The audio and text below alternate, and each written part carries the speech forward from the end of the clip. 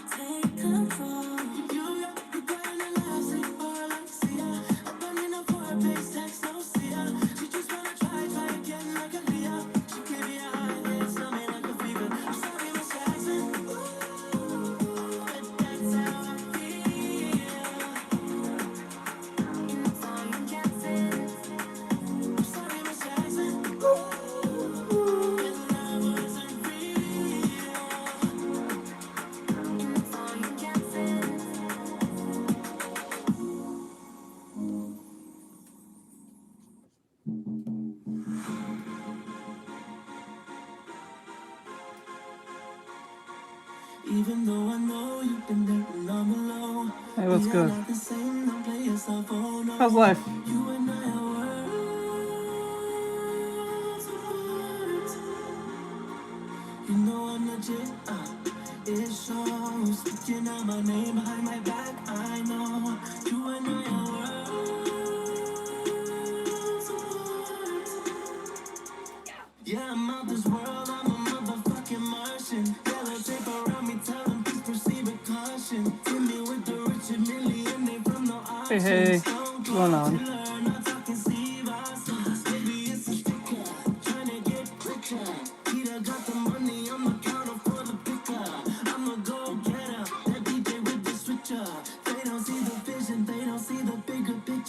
Even though I know you've been there and I'm alone, we are not the same, don't play yourself, oh no. You and I are worlds apart. You know I'm legit, it shows. Hello, hello, hello. How goes it?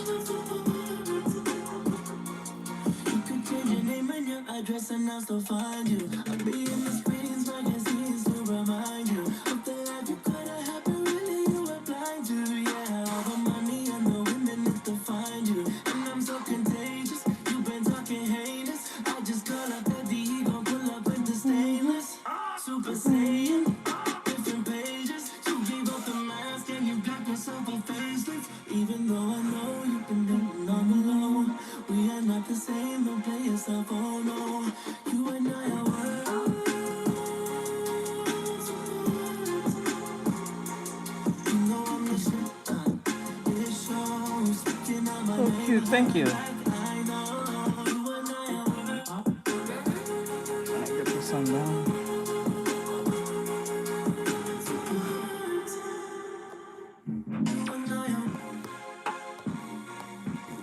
Okay.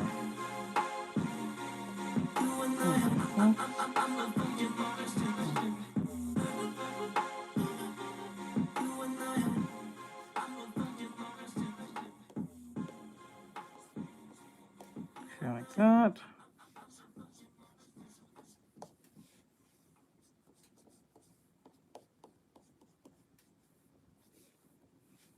Okay.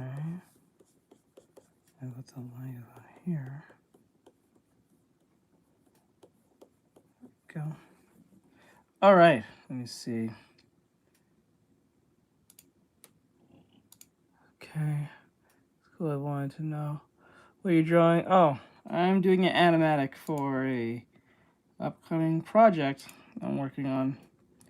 Trying to get this out of the way as fast as possible because I'm behind schedule. So let's hope for the best on that. So I'm trying to make this as fast as possible as I can for the animatic.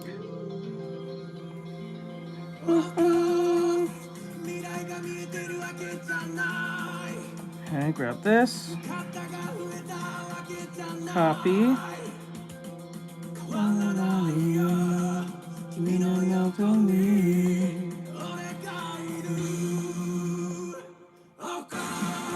Every day, every night, every morning.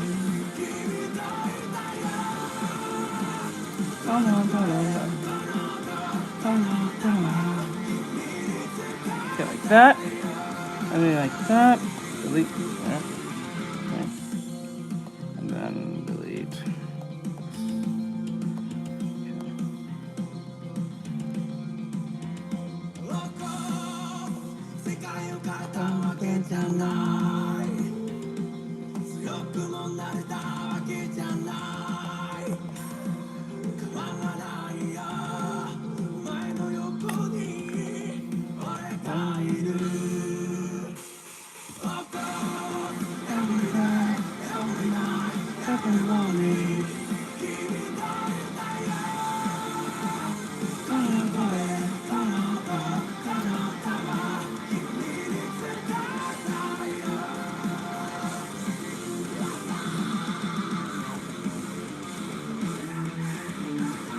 Okay.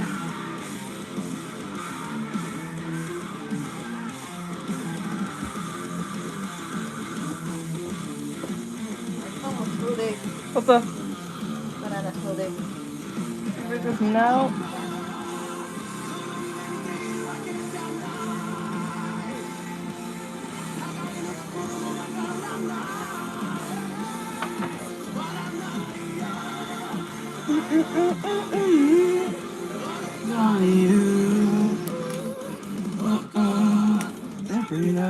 Every night, every morning.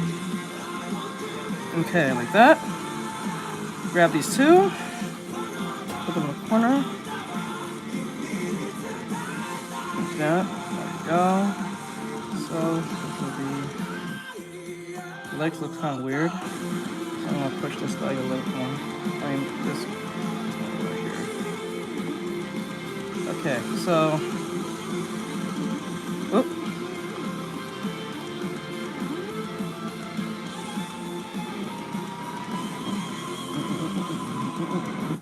Okay, we got scene 1 here. Okay, what's the next one?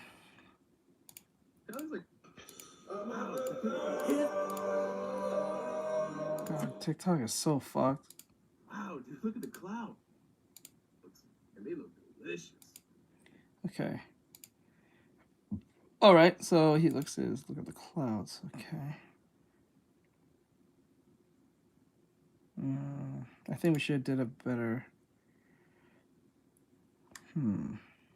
bottom up angle. We should have did that one instead. Okay.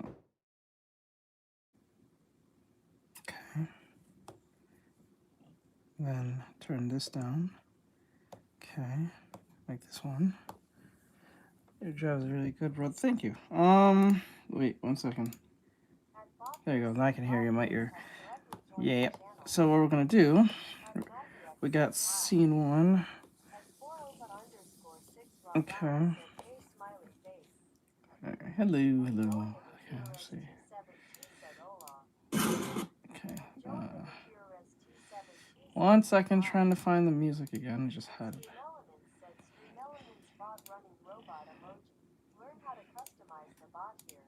Where's the music?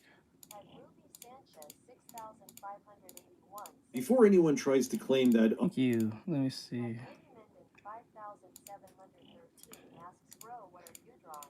I am doing an animatic.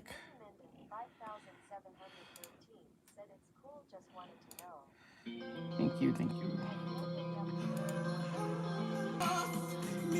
This angle from. I want the angle down here. I didn't mean to replay the same song. Sorry about that. All right, so let's see. The character is looking that way, so we have to make sure that when I make a circle. Actually, let me see if I can work with this. Thank you, I appreciate it.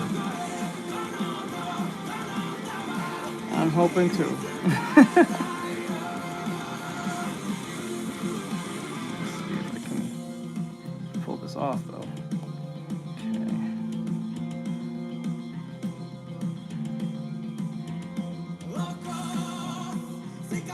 And then the head.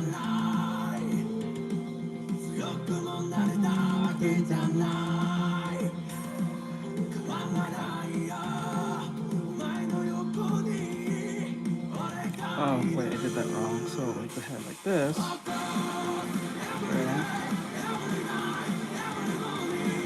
Like this. You too, bro. Thank you for coming. Hello.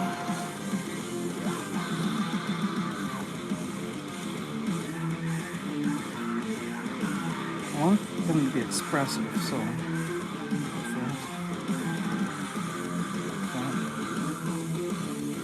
See?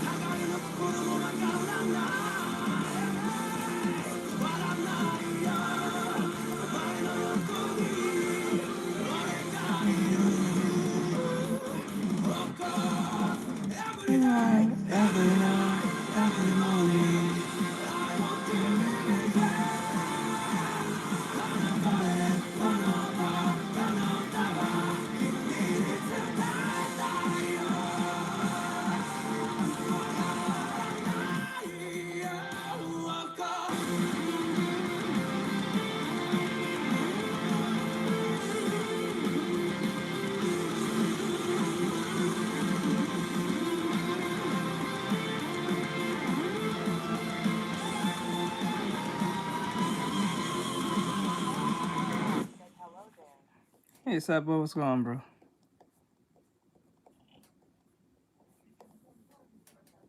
Okay, like that.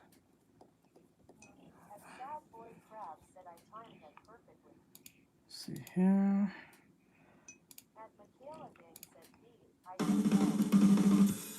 Sub? Oh, I mean sub. It took me a second to get that one. Thank you for the sub.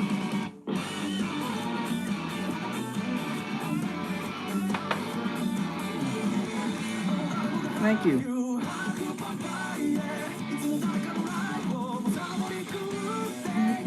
I appreciate it. Thank you.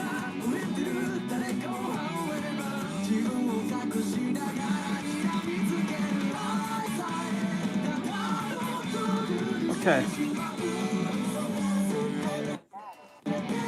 No, you're good. You're good. You're fine. You're good. You're good. You're good. Did no harm. No harm done. Okay. Okay, we got that right there.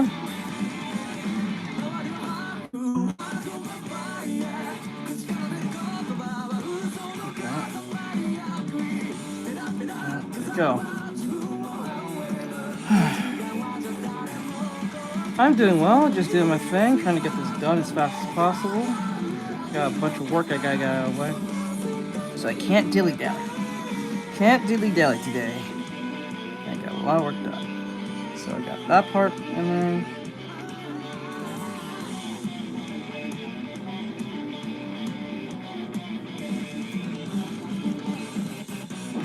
What? What the hell? You out here risen grandmas now? Is that what we're doing?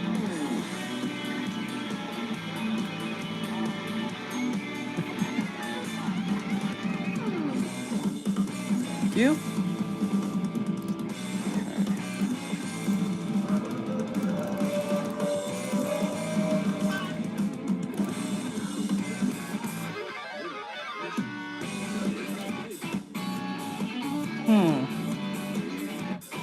Actually, I can make this part. Oh, thank you for the gift. Oh, yeah. Oh, thank you. Gift. Let me see.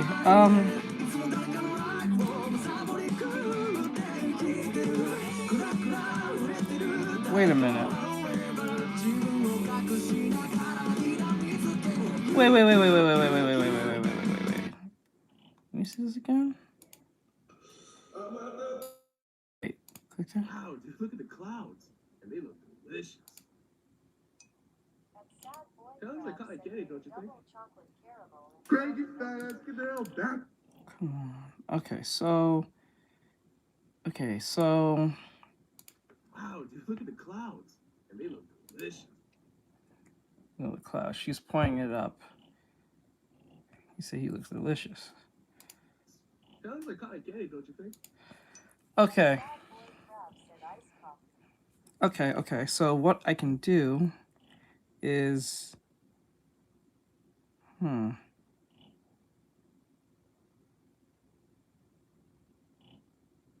Okay. What can I do as a pose? Tastes like chocolate. Oh, thank you.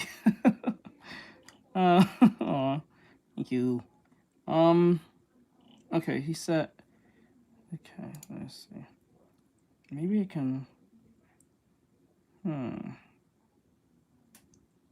So,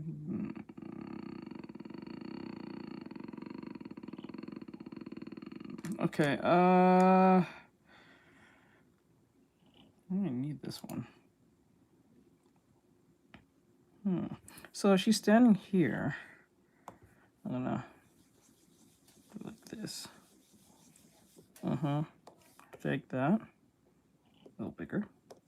And then say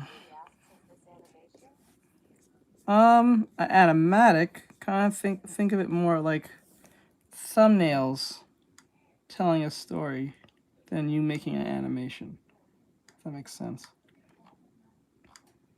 Let me see.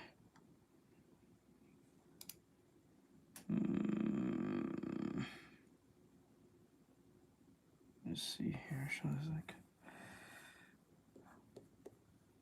Okay, so I think the head should go like this. Like that. I use Clip Studio Paint. Clip Studio Paint. Okay, if the head is up like this, right here, and then what I'll do.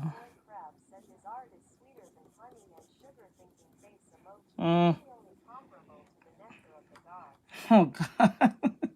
Now you glazing me too hard on that one. Thanks, though, bro. Thank you. All right. Okay, so if he looks up and says that, one's gonna be smiling like this, laughing their butt off, like this. Actually, no. Their eyes will be open, like this. And I think the arms should be like.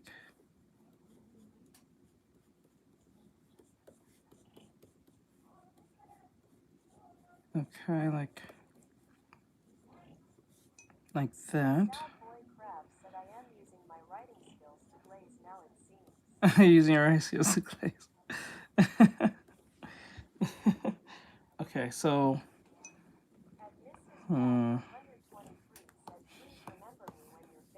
I wish I was famous. Well, I don't know about that. Given that I'm not a big fan of Disney, to be honest, but I get it. Thank you, though. I actually would like to go stay independent. I think it's best to stay independent. I think that's the smartest thing for most animators or creatives, to stay independent. I don't think trying to work with a big company makes a lot of sense anymore, given how things are going and how life is. But, you know, everyone's different. All right, let me see. So the character is looking this way.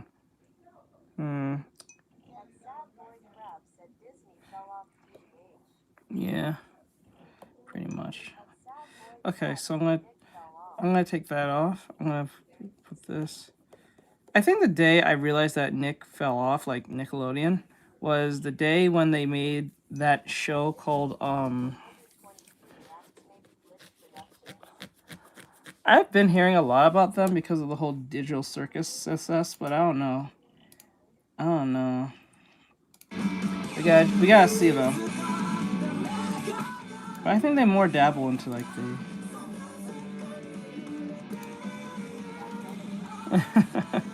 hope so. Okay, so I think the moment I realized that Nick kind of lost its way is when they started making. They made this one show called Game Shakers, and it just kind of like I think cheapened the idea of making a game. And it was like it was supposed to like tap into that young audience of like kids and video games and how people can get into video games easily and make games and stuff. Yeah, when I saw the trailer for it, I was like, eh, this looks like it's trying too much. Alright, do your thing. I won't. Thank you, though. Oh. Okay, like this. Yeah, I think that was the moment I realized that Nick kind of like lost its way.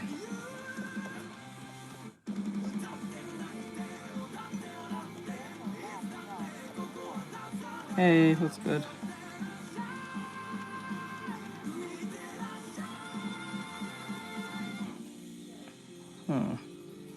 Let me see here. I don't know. Let's see. Hope your day's going well.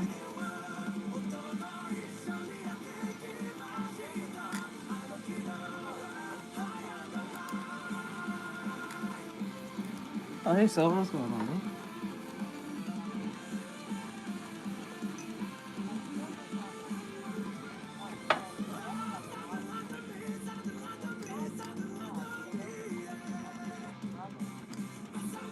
Let me see.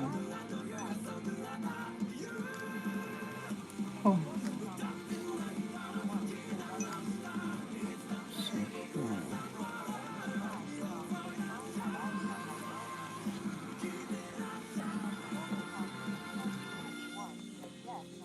There, here, and then here.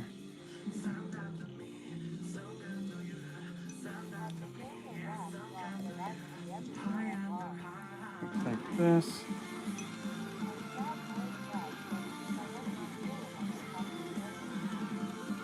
Let's see here.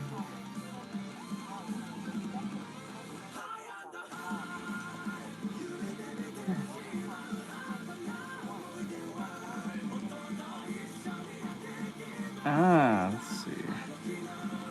Okay, I hear you.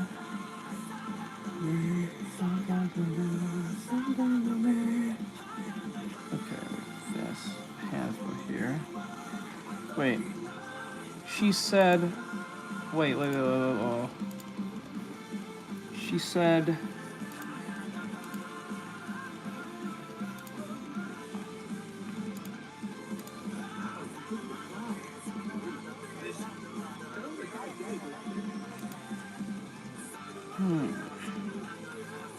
The way that seems said. Wow,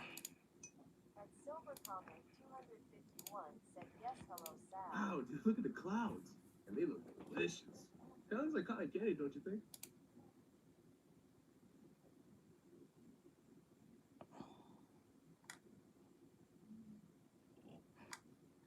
Okay, you know what? So we're gonna have the have the character like.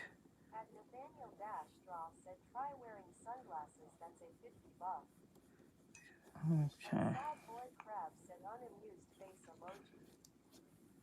Okay, like that. Okay.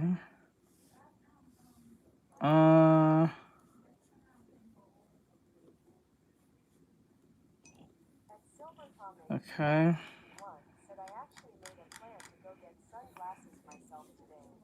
Sunglasses.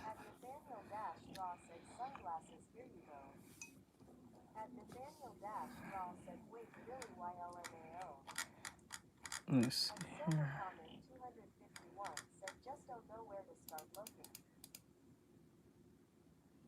Okay.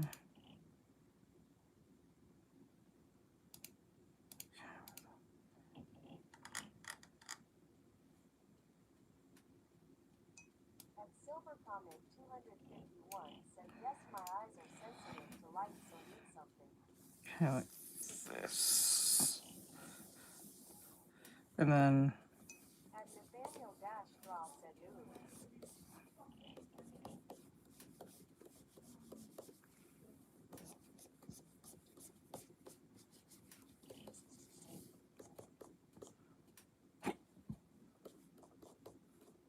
okay. Come on. Right here. Trying to keep pins.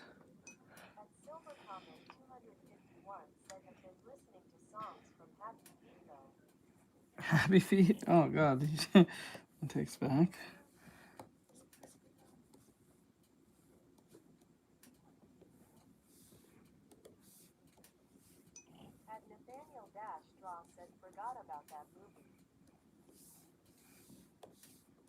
Happy feet.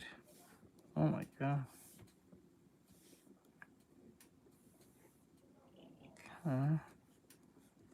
Like that.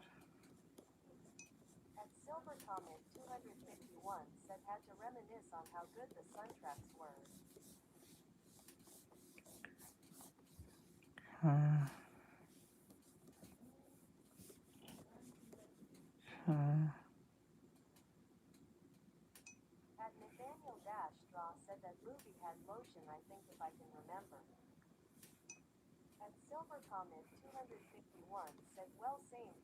See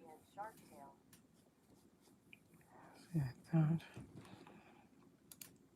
Okay.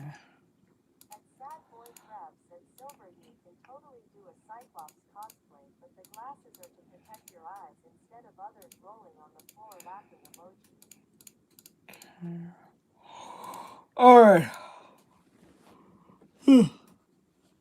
Okay.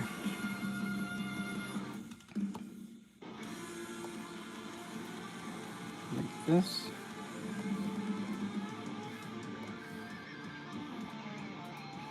Okay.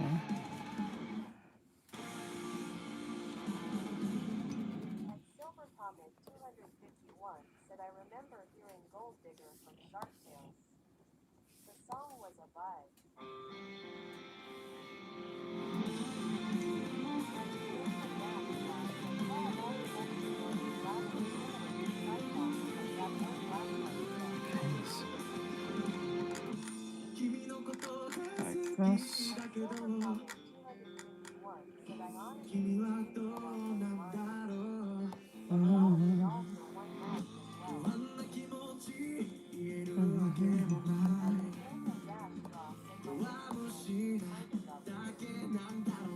I think that happens to virtually everyone. Their Instagram getting a little weird.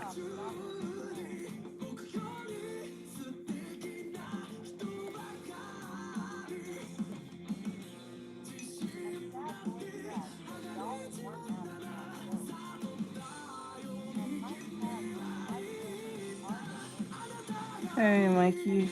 How you doing, bro?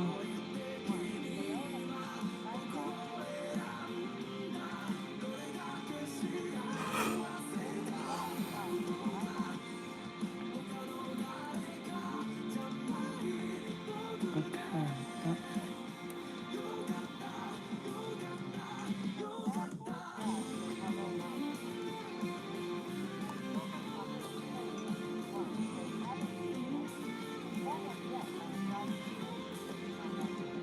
Hmm.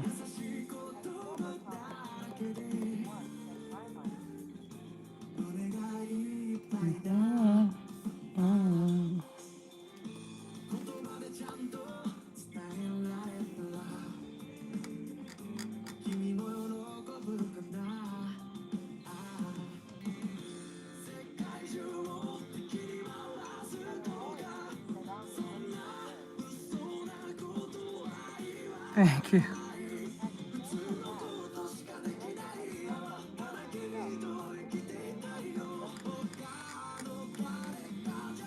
I'm not really sure what you're referring to when it comes to the Instagram.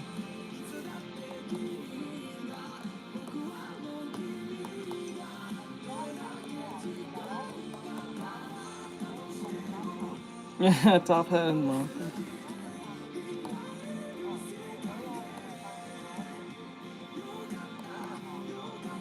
Did you? Oh, okay. Okay, I now realize what you're talking about.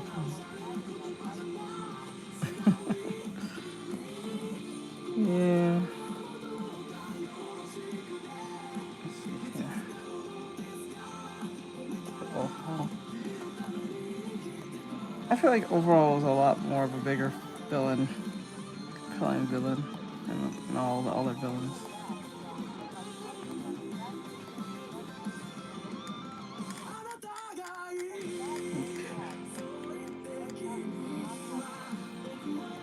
Let's see here.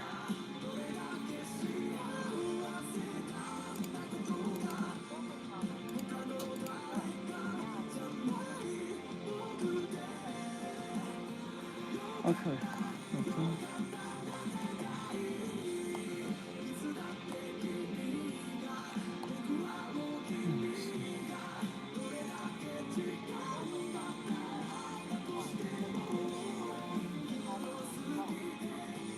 Yeah, he could have.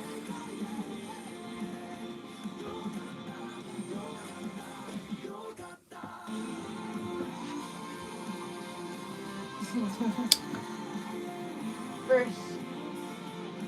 What? First time recorded. The new one. What? It tells you the time even when it dies? That's wild. Oh.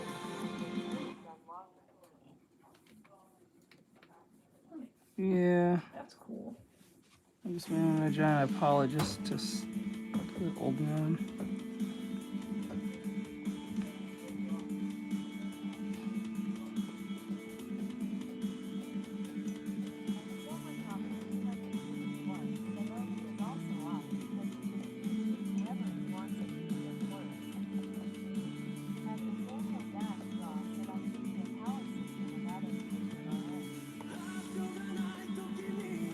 Okay. Power systems.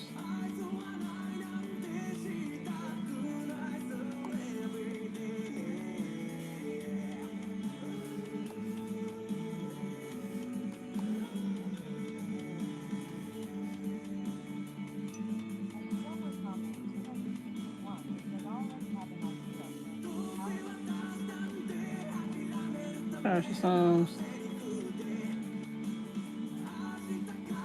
On.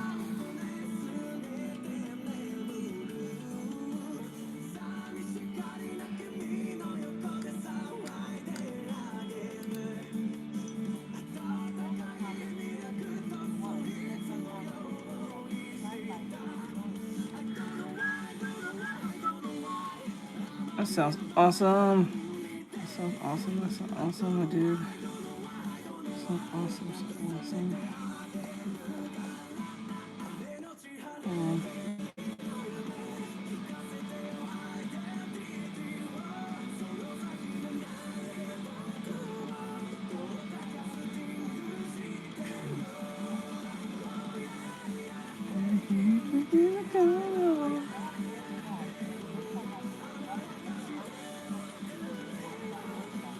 This you specifically, like personally, or like?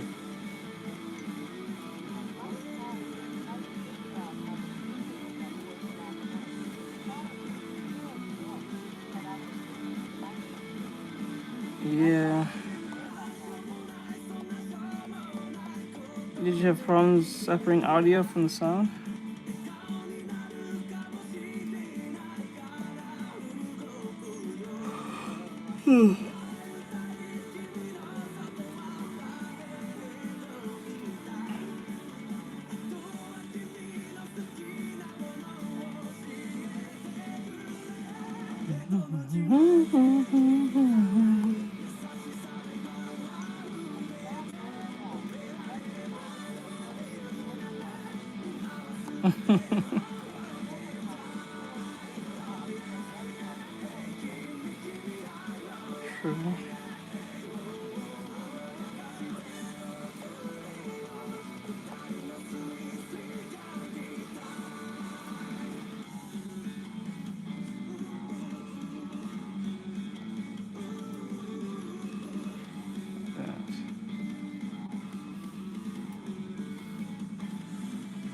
Let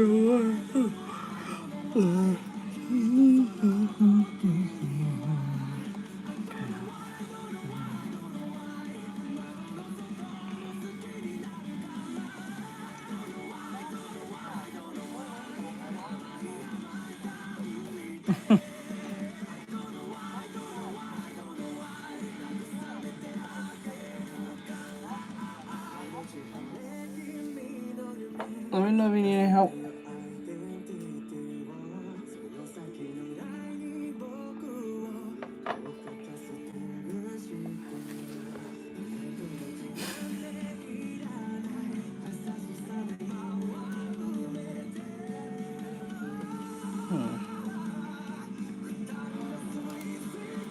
Oh. Okay.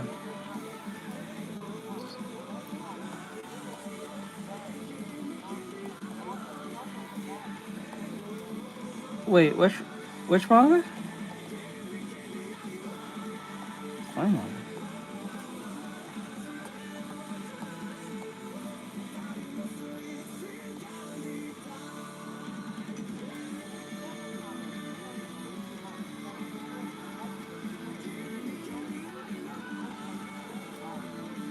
Okay. I see, that's why I don't like things like that happening. Oh.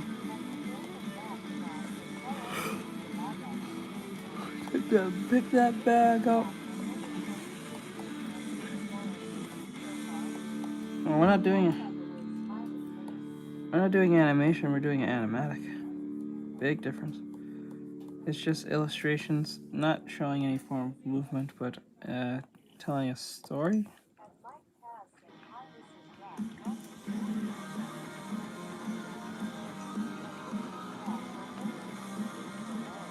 Yeah.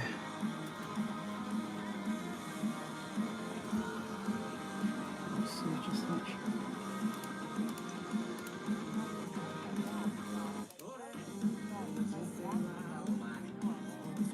Are you serious? That's crazy. That's insane. Okay.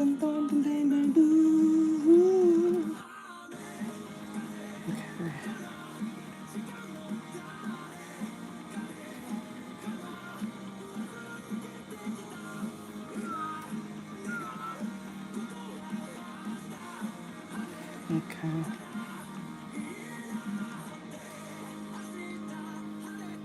Okay, here's this part.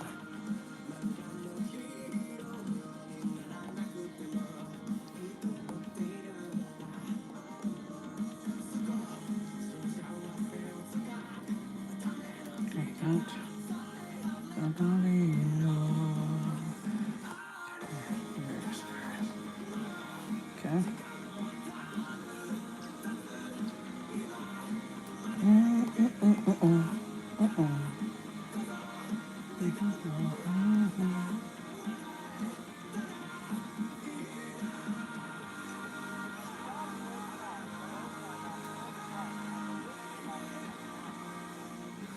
Coming out, they've been coming out.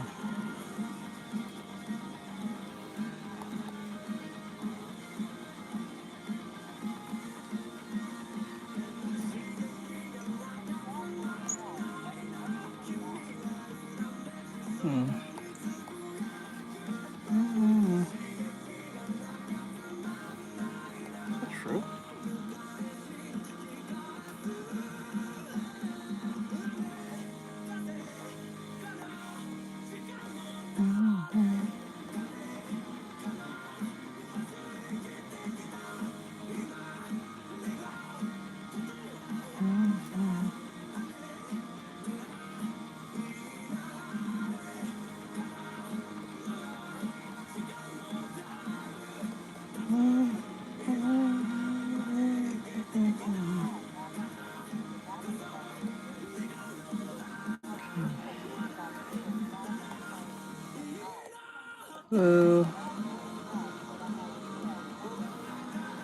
Okay.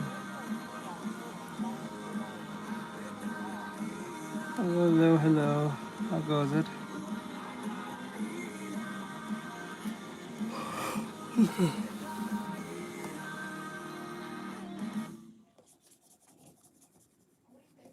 Okay, like that, up like that.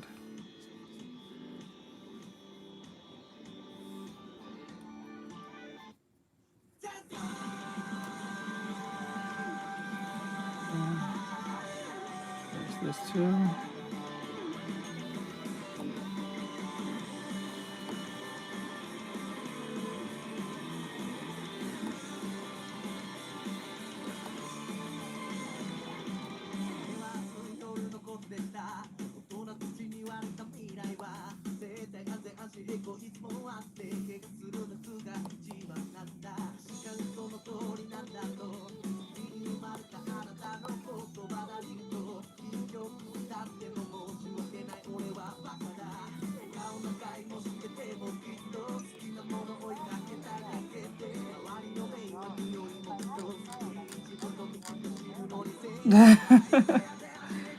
Oh, jeez. Hello.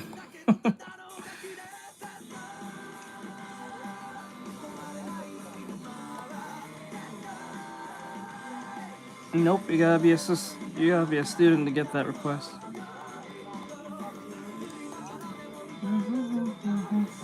You gotta pay for that too. You have to pay for that, bro. I don't do free requests.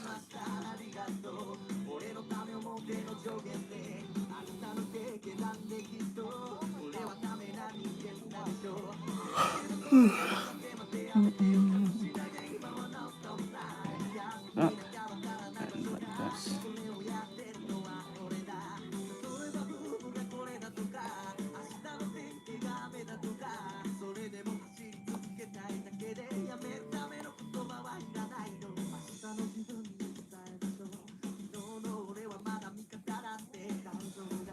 Okay, there we go.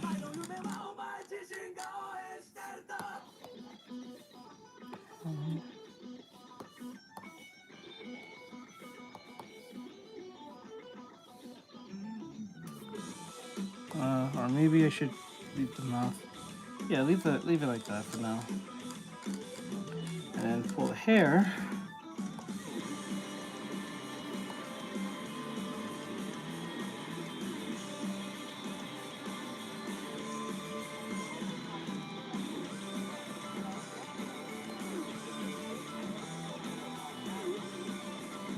Until in a way that it had horns.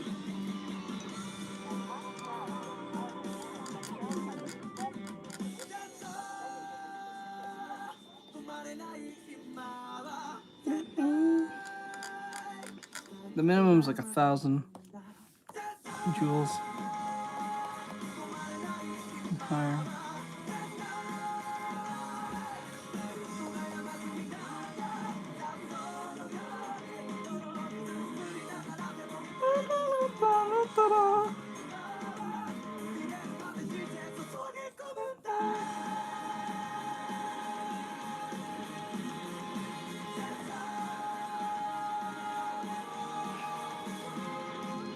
No, they'll put, okay.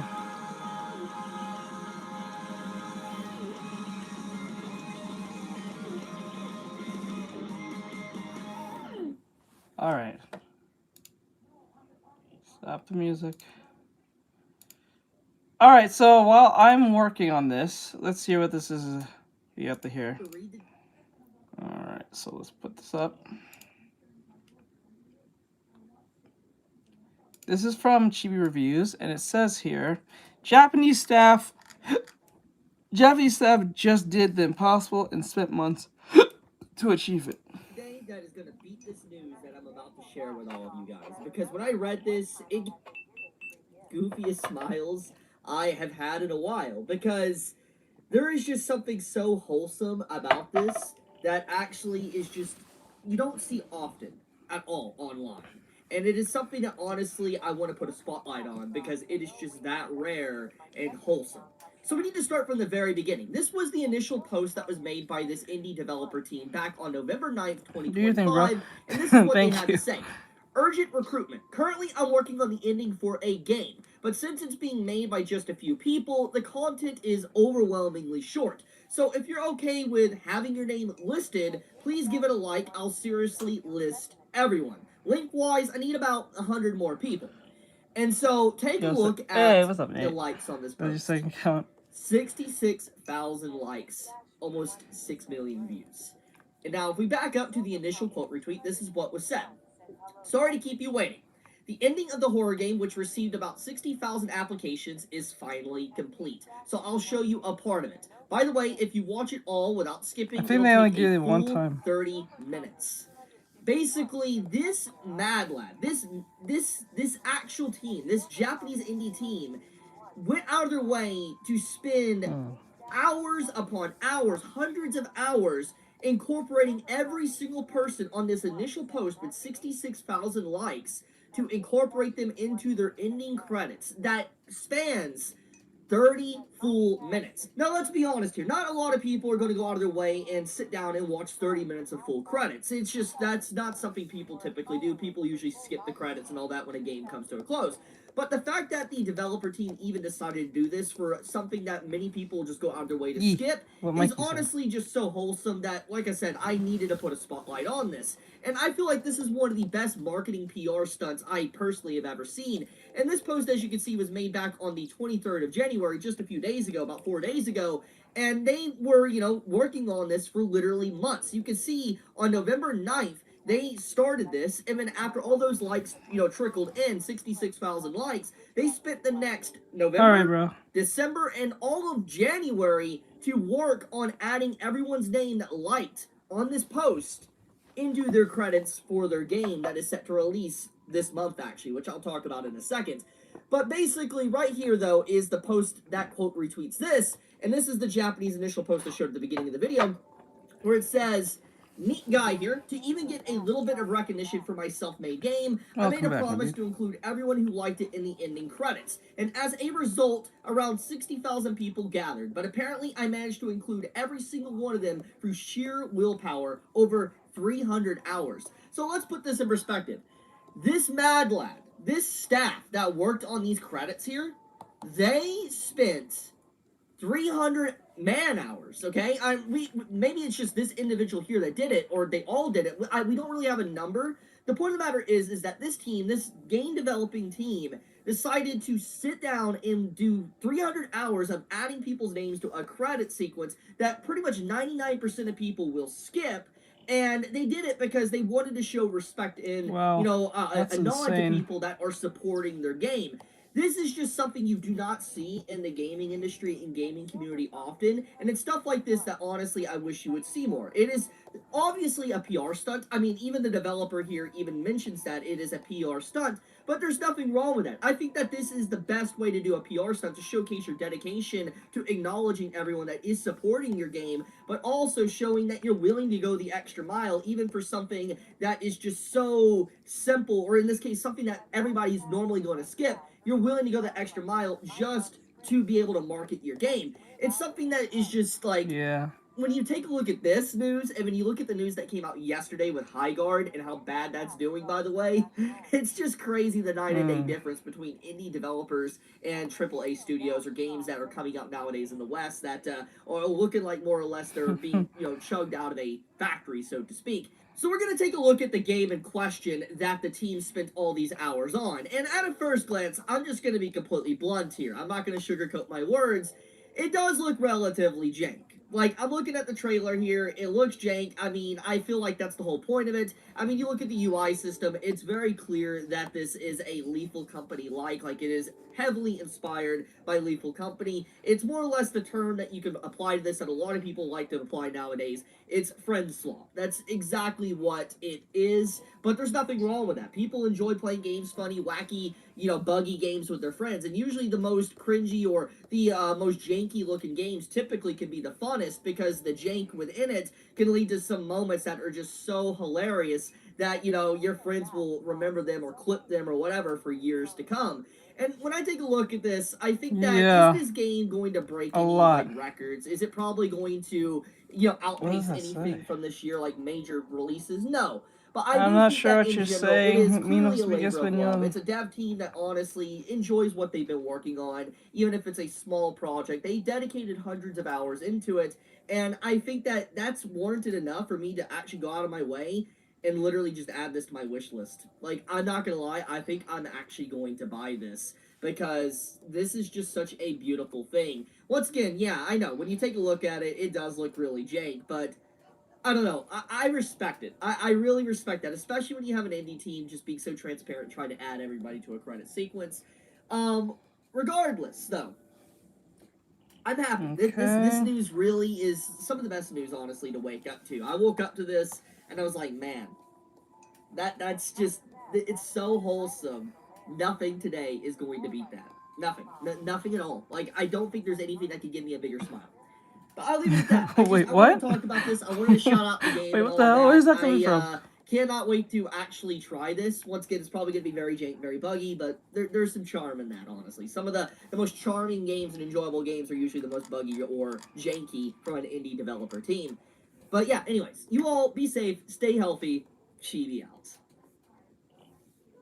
Okay. Interesting. All right. So the next one here is people are very upset. What? What is this? Oh, everyone's upset about the Dragon Ball remake thing?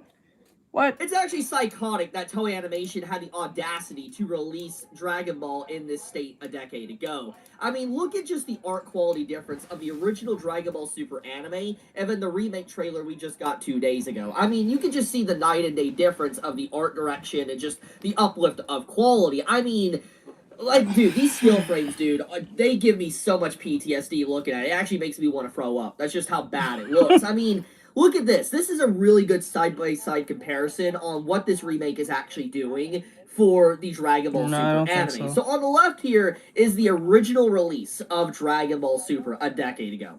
And on the right is what we got in the new Gotcha. trailer for the upcoming remaster slash remake, which I will talk more about it because it isn't necessarily just a remaster or just refixing like some art quality issues. There appears to be footage that is being added as well to the show. So I'll talk more about that in a second. But the point is that the art quality difference is just insane because there was always this issue I had with Dragon Ball Super a decade ago, and I feel like a lot of people have this similar opinion that the art direction it made the characters look very plasticky, like they looked like plastic figures. I don't know what it was, but throughout majority of Super up until like maybe the towards the end of the Goku Black arc to the Tournament of Power arc, you had characters that looked very plastic, and even then the characters looked very plastic even in like Tournament of Power. And I don't understand why that was decided, like why they decided to go with that art direction. I've never really dived too deeply into why that happened. The point of the matter is that the characters just did not look as good, honestly, as Dragon Ball Z and even GT and Dragon Ball. It looked like an inferior downgrade in terms of just art depiction of the characters in modern anime.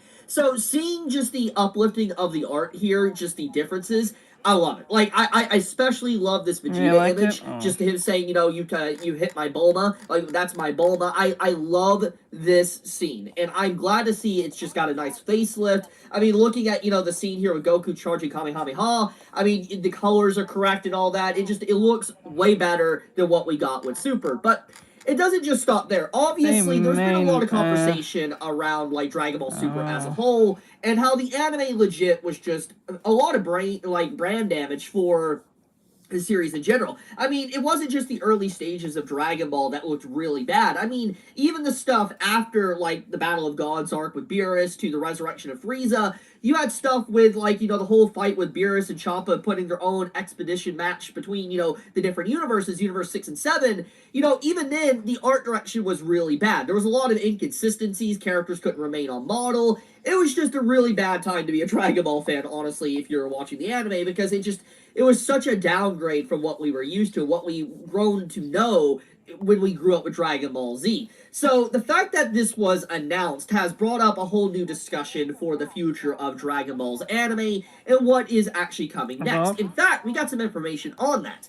So there was a leak of some kind from Anime AJ, which is a very trustworthy source. You could definitely believe what he has to say. He I still knows a think that's lot funny. about Dragon Ball and the in the know what's going on. But more or less, it was implied that after the Battle of Gods arc is adapted, which apparently is going to be 6 episodes, the Golden Frieza arc, which when Frieza comes back, will have around the same exact length. So they are moving forward with adapting beyond the Battle of Gods stuff and adapting, let's say, Resurrection F, and then most likely stuff after that. And I think that in general, this is a good thing. However, there has been definitely a divide with this announcement that I think does need to be tackled.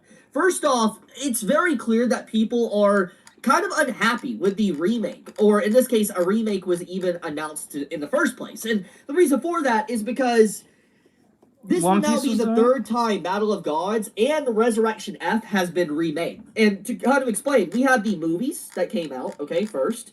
And then we had the Dragon Ball Super anime, which adapted the movies in their own way. The story was different from, like, the movie releases of Battle of Gods and Resurrection.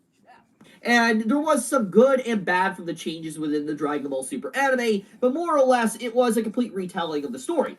And now that we have a remake on the horizon that is going to be retelling once again the Battle of Gods and Resurrection arcs, it's the third time, and there is definitely a lot of people that have some fatigue for remake and remasters at this point for Dragon Ball. They want to see new content. They want to see the story continue instead of seeing the same plotline redone over and over and over again. And I do understand that critique and that.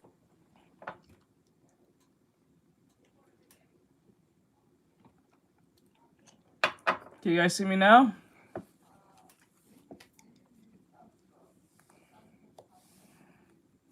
Around this, but I think it's going to do a mix of everything. And my 2 cents on the matter is that this adaptation is probably going to fix the art. It's going to adapt the manga content that is fundamentally different from the anime content, and it's also going to mix some content maybe from the anime and even from the movie as well into the content of the anime that actually works, and probably sprinkle in some hints to Dragon Ball Daima.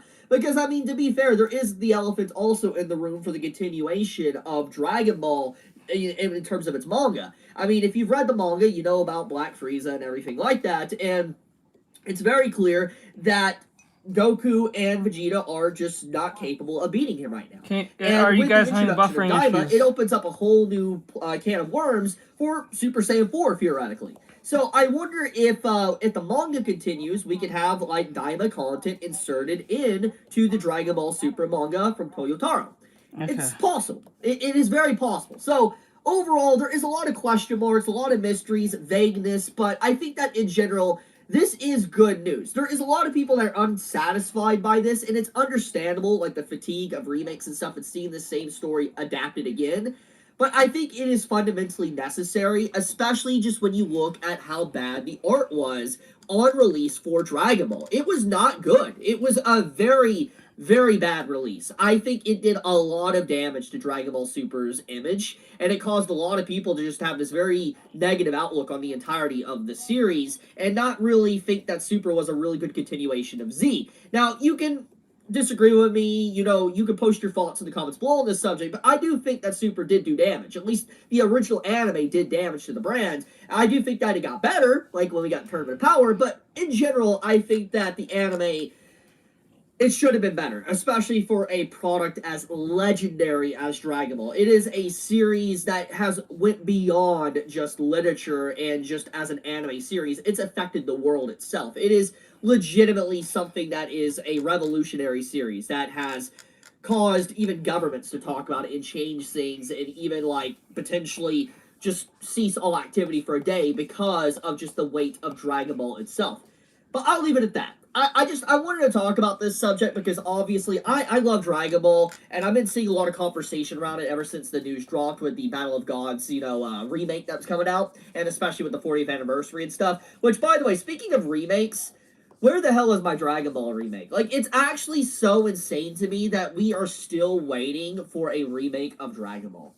Because there is so many people that watch Dragon Ball and... You mean a washed down version? You mean a washed down version? You know, they do a remake of Dragon Ball. It's going to be watered the hell down. It'll be soaking wet.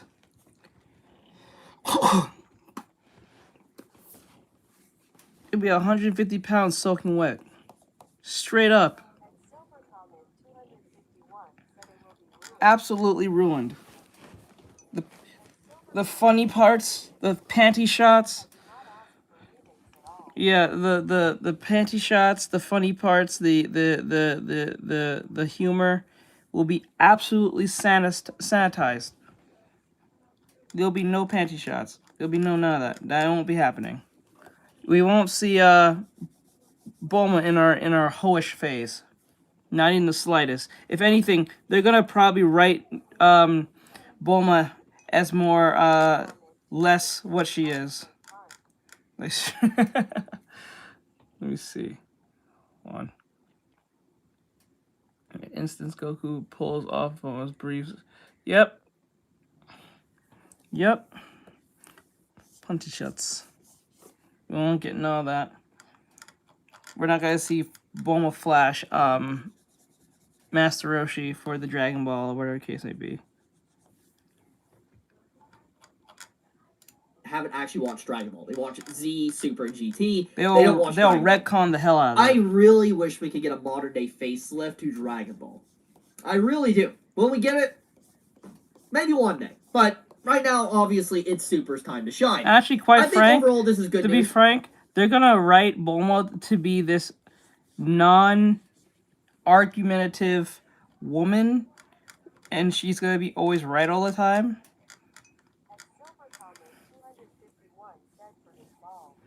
They're gonna do everything under the sun to make Bulma look good. They will not. They'll keep every other toxic trait of like every dude in every which way, and showcase it as much as possible, or totally write them out. So they can't technically write out Master Roshi, but they're going to neuter the hell out of him. Oh yeah, she was such a bitch. Oh, she was a bitch. Like this is gonna be the funny part. They're gonna take away all her toxic traits that made her her, and then they're gonna let all the toxic traits of like say, Yamcha will still be in check. He'll still be exactly the same, but everything is going to be highlighted for him to look horrible and incompetent and stupid down the line. But she'll look like she's a angel.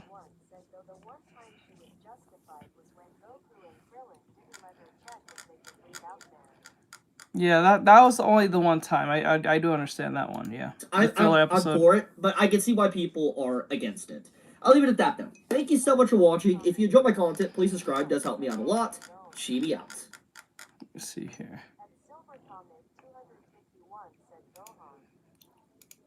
Yeah, Gohan and Krillin was up there when they went into the... That was one of the plants that they went to that was fake plants. I think it was one of the,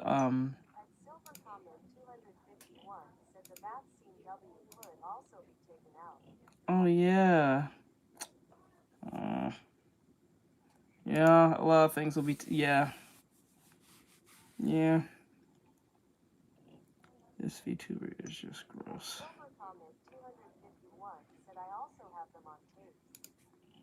Yeah, we got them on the DVD and stuff, yo. Yeah. Alright, let me see here. Yeah. Actually, I was a VTuber. Let's see here. I had another video. Oh, I found this one cartoon. I don't know what it is about. It's kind of one of those things you just can't find. And it looked interesting, so I wanted to see what you guys think. I'm going to watch it with you guys. This is my first time seeing it. So let's hope for the best.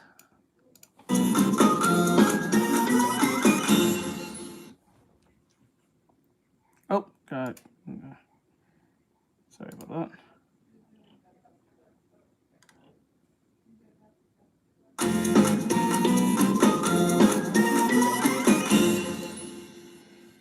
Cartoons. That's from Warner Brothers. Alright, class, save it for those stick in the mud angel kids. I expect you to make a big impression your first time on the boring side of the school. Angels suck! Correct! Out of the way, fruit fly! Called me fruit fly again. Yeah, that's pretty funny. What are you gonna call them back? Nothing? They're just doing what I've been teaching them. What I've been trying to teach you. I'm doing my best. You're just a late bloomer. I was too. You were? Nah, I just said that to make you feel better. And then I said that to make you feel worse. That's how you do it. You just gotta find something to light your fire. But I don't know how to breathe fire yet. Nah, it'll come to you when you find that thing you love. Like brimstone or fire. I don't think it'll be fire. Well, there's always brimstone. Dude, are you on fire? No way, I love fire! And so your goal in every endeavor should be to never cause harm to any living thing. Yeah, what about to a bug? Like, what if someone's gonna die if they don't step on a bug? Radiant, not everything's a personal challenge for you to find a loophole in. So what about a bug? Oh, I see where they're going with that.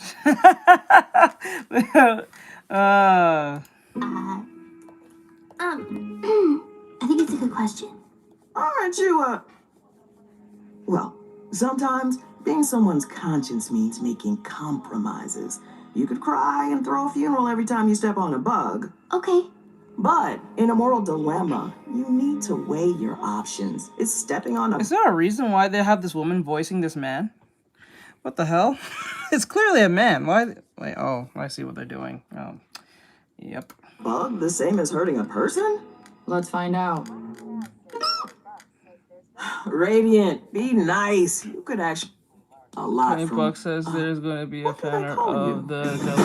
Yes. Clementine, where'd you... Ah, there you are. You need to keep better track of your students. I Holy was water. just about to ask her to join my class. Huh? Ha ha, you are so very funny. Could I? What? I just think that... I know I'd fit better here. No, you wouldn't. With this pack of miserable goody two-shoes? Perhaps she's tired of hanging out with a bunch of bloodsuckers. That's not very nice. Yeah. Plus, blood is delicious. Oh, that is disgusting. How do you know?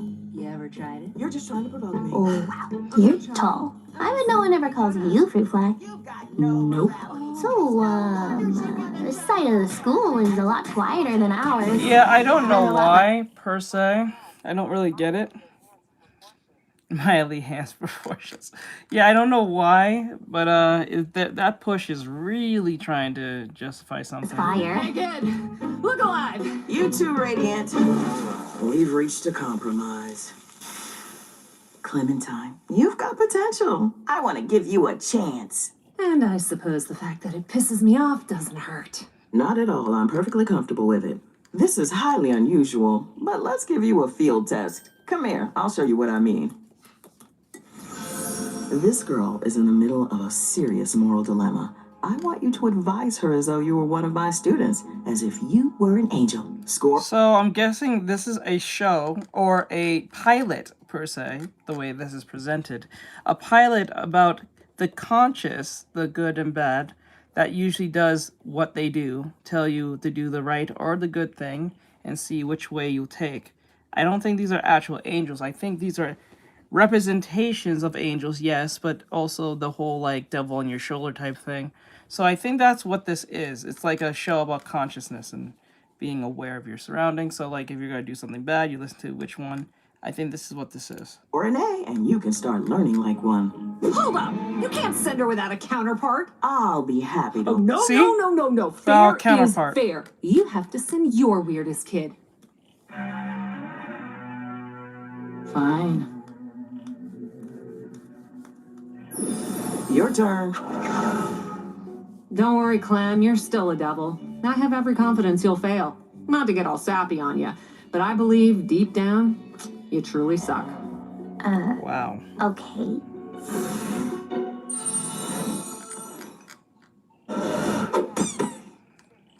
Oh, good. You guys are here. We're ready to help with any problem. No Wow, I really caught that fast. Holy hell, I didn't know I got that fast. I'm kind of surprised. Hello, 626. matter how earth-shatteringly huge it might be. Okay. I need to know how to answer this text. See, we're on this team together, and we get to name the team, and she asked me for ideas, and I don't know her, but she's cool, and I want to be her friend. Wow. Important stuff. Life-changing. You're right. It is. This is about social bonding. Brian. The wrong Yeah, answer but- could leave you friendless. So? Sorry, aren't you the one who's supposed to be saying that stuff? You're not the only being with free will. Rude. This is why you have no friends. Radiant. Don't call me that. Huh? But that's what your teacher called you. My teacher never asked what I wanted to be called. And neither did you. But Oh, there it is. I already know where this is going. I know where this is going. Okay. Okay. Okay. Oh, God. Oh, the irony. Oh, God. This will never die. God, this will never die. You're right. I'm sorry. Hey, what do you what's want to up, be bro? called? Ray. Just Ray. Well, it's nice to meet you, Ray. I hope it's nice to meet me too. Now that I'm listening to you, that's what friends should do. Listen to each other, just like your teammate is asking for your advice. Yeah. So let's help them build their friendship. Okay, Ray? Nah. What? Come on! What? Maybe she shouldn't want people to like her. Maybe she shouldn't have to act like everyone expects her to. Well, maybe. Who talks like this? Who thinks like this all the time? Oh my God, you're miserable. Oh God. This is, I don't care, you're devil or angel, you're an insufferable ass. You're an ass. I don't care. You gotta stop. This has to stop. This behavior needs to stop. Oh my God. She's tired of feeling dismissed and alone and doesn't want to be picked on anymore or called an annoying fruit fly. Mosquito. Huh? No, it's fruit fly.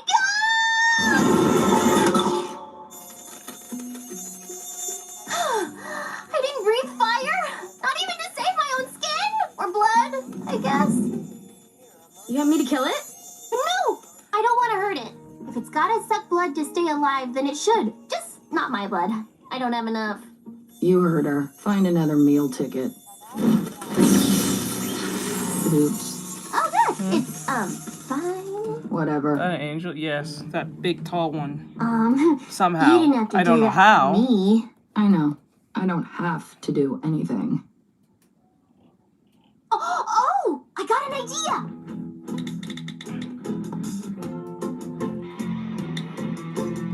Fireflies. Huh. I kind of like it. Me too. This is how you cause confusion amongst children. Think this to yourself. They're making the angel be so insufferable, not even... Like, they're making the angel so insufferable. It doesn't want to do absolutely nothing, which is very lazy on its behalf. And then because whenever it's ordered to do something, it does the exact opposite and wants to go against virtually everything it's being asked to do, told to do. But the devil is somehow willing to do everything the angel's not willing to do. This is how you cause confusion.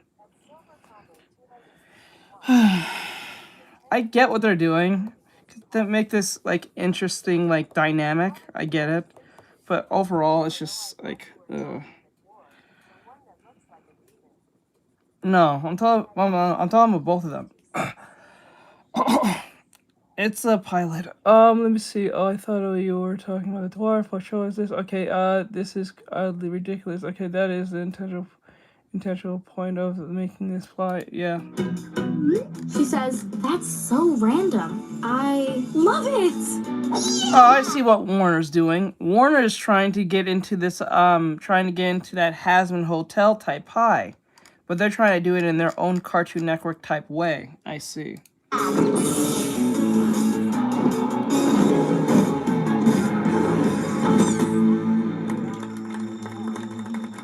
Now that was a grade A performance. Fair's fair, right?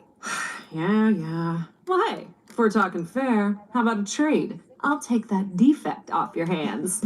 No, A for Angel. Ray did an exemplary job, even though she It's literally called A for Angel, I guess. didn't have to. A for Whatever. Angel. And so did you, Clementine. Welcome to my class.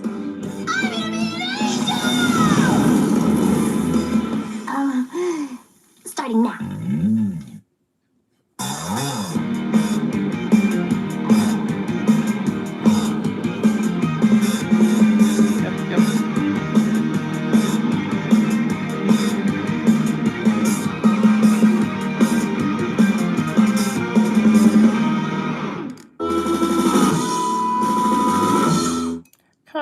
there's people.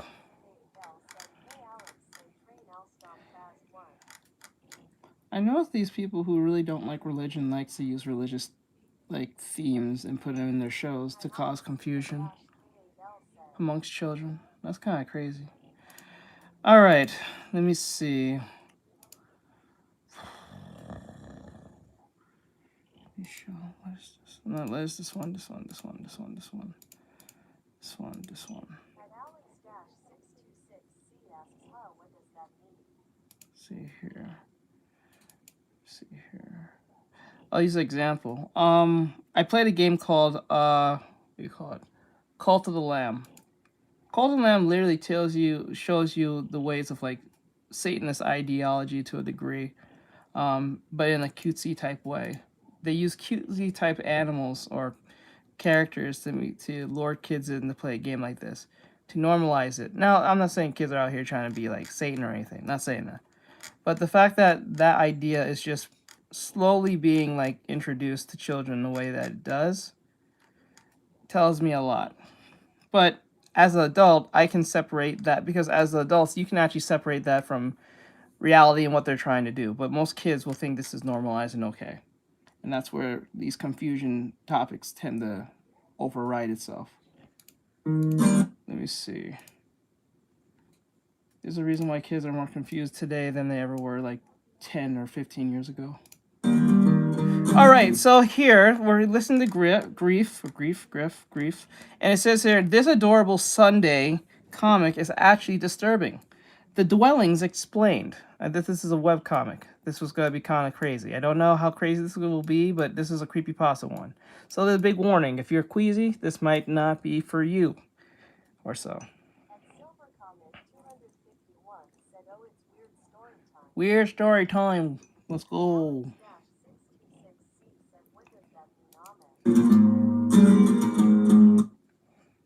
Oh, shit.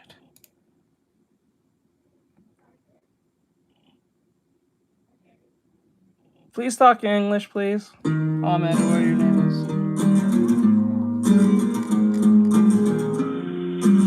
Hello friends, this is Grief speaking. Today I'm digging into Dwellings by Jay Stevens. Don't let the cartoon art style and adorable characters fool you. Dwellings is a dark and disturbing look at the strange happenings of a small town. If you follow my channel, you know I'm a huge fan of deceptively cute horror comics, and Dwellings is one of my favorites of this kind. It features 6 twisted tales that are all subtly connected and take place in the fictional town of Elwich. Honestly, each one of these stories could be a video in and of itself, but I wanted to have one complete overview, so I'm covering them all in this monster video. If you're a fan of folk horror and enjoy small-town supernatural storytelling like Stranger Things or Stephen King's It, this comic is right up your alley. Anyway, we really have a lot to cover, so let's get right into it. This is Dwellings Explained.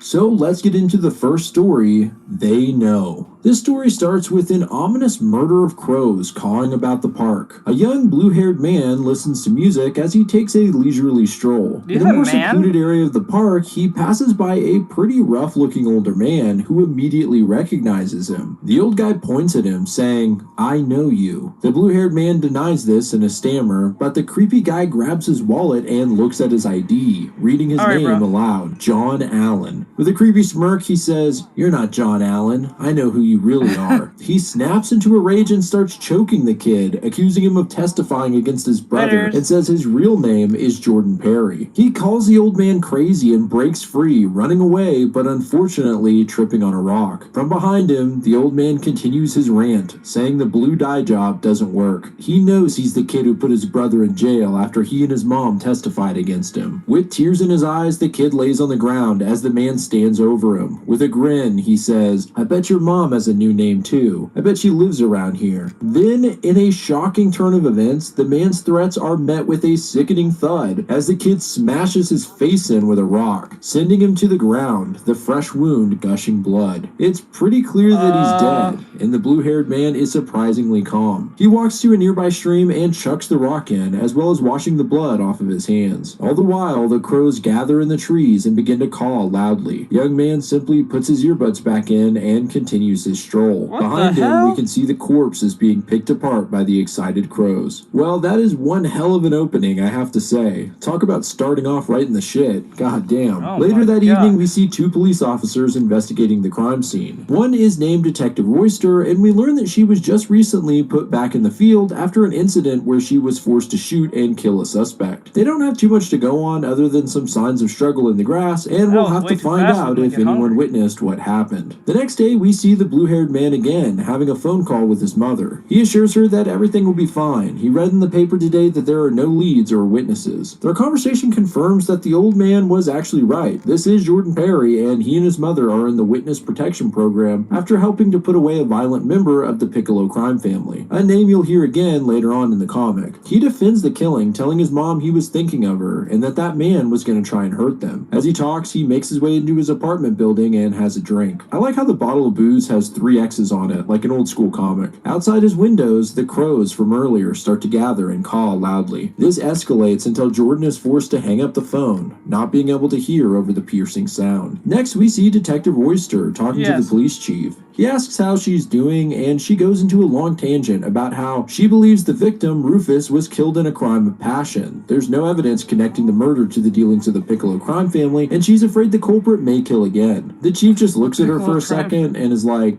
"No, I meant how's it going being back on the force." It's kind of a funny moment. We cut back to Jordan as his girlfriend Verge shows up to the apartment. She immediately asks about the crows outside the window, and Jordan explodes, calling them f***ing Halloween eagles. It seems their constant cawing is getting to him. Verge says she likes crows. They're actually highly intelligent. They're smarter than the average carrion bird. Instead of searching for dead things to eat, crows will join wolf packs and follow them, helping them hunt for fresh meat. They hang out with predators because they know they're guaranteed to kill again. Seeing as how the crows are now following him, Jordan makes the same connection we do and snaps at Verge, asking why she said that to him. He definitely has a guilty conscience. She's fed up and calls him nuts before slamming the door behind her. That night, Jordan goes out for a few beers and paranoia sets in as the shadow of crows linger behind him. He gets back to the apartment and once again sees a crow outside his window. He shuts the blinds and concludes that they are waiting for him to kill again. So he decides he'll do it, but it's the crows that he's gonna kill. He grabs some random food stuff from his kitchen and mixes it together with some good old-fashioned Wiltshire rat and mouse killer. Then he dumps the treats out of his window, hoping the birds will eat it up and die. Feeling like he's dealt with the problem, he starts to sleep soundly, but then has a nightmare about what he's done. This is represented by the red outline of an ancient-looking bird warrior holding a bloody rock, and the skull of the man Jordan killed is hanging from its waist. Jordan wakes up to a blood-curdling scream. It's clear he didn't sleep well last night, and he's got big bags under his eyes. Worse than that, along with the screams, he can hear the cawing of crows. He opens his bedroom window and looks down to see easily the most disturbing image in this comic so far. A small dead puppy foaming at the mouth while the crows rip its eyeballs out. It seems instead of killing the crows, the poison killed the neighbor's dog, and she's watching all of this in a panic. Now that's fucked up. Next, we see a vintage-looking page from a book about dinosaurs and their evolution into modern birds. This particular section is on crows and their cleverness. Zooming out, we can see Jordan is in the library, clearly studying up on his new stalkers. Looking a little deranged, he declares that he is a murderer of crows himself and steps outside where he's confronted by a woman. She immediately starts calling the cops and says that she saw him at the Riverwalk that day with the man who was killed. In a reflexive... Why would you...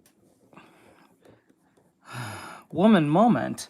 Why would you walk up on a dude that you saw kill another dude or do something to another person and then confront them and say you're going to deliberately go and tell the police?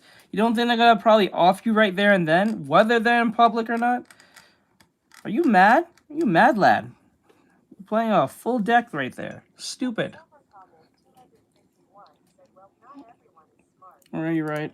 Moment, he shoves the woman, sending her over the railing and onto the train tracks below, where her head is cracked open. Jordan runs away and actually starts cawing himself. We of course see the crows set in on the fresh corpse. It looks like they've chosen a predator after all. As Jordan makes it back to his apartment building cawing, he's stopped in the hall by his grumpy old neighbor who says he saw Jordan feeding the crows and now they're so loud he can't get any sleep. In another heinous act, Jordan doesn't hesitate to grab a nearby fire extinguisher and smash his neighbor's head in. What is this? Is he Holy just killing hell, everyone this comic has been escalating so quickly.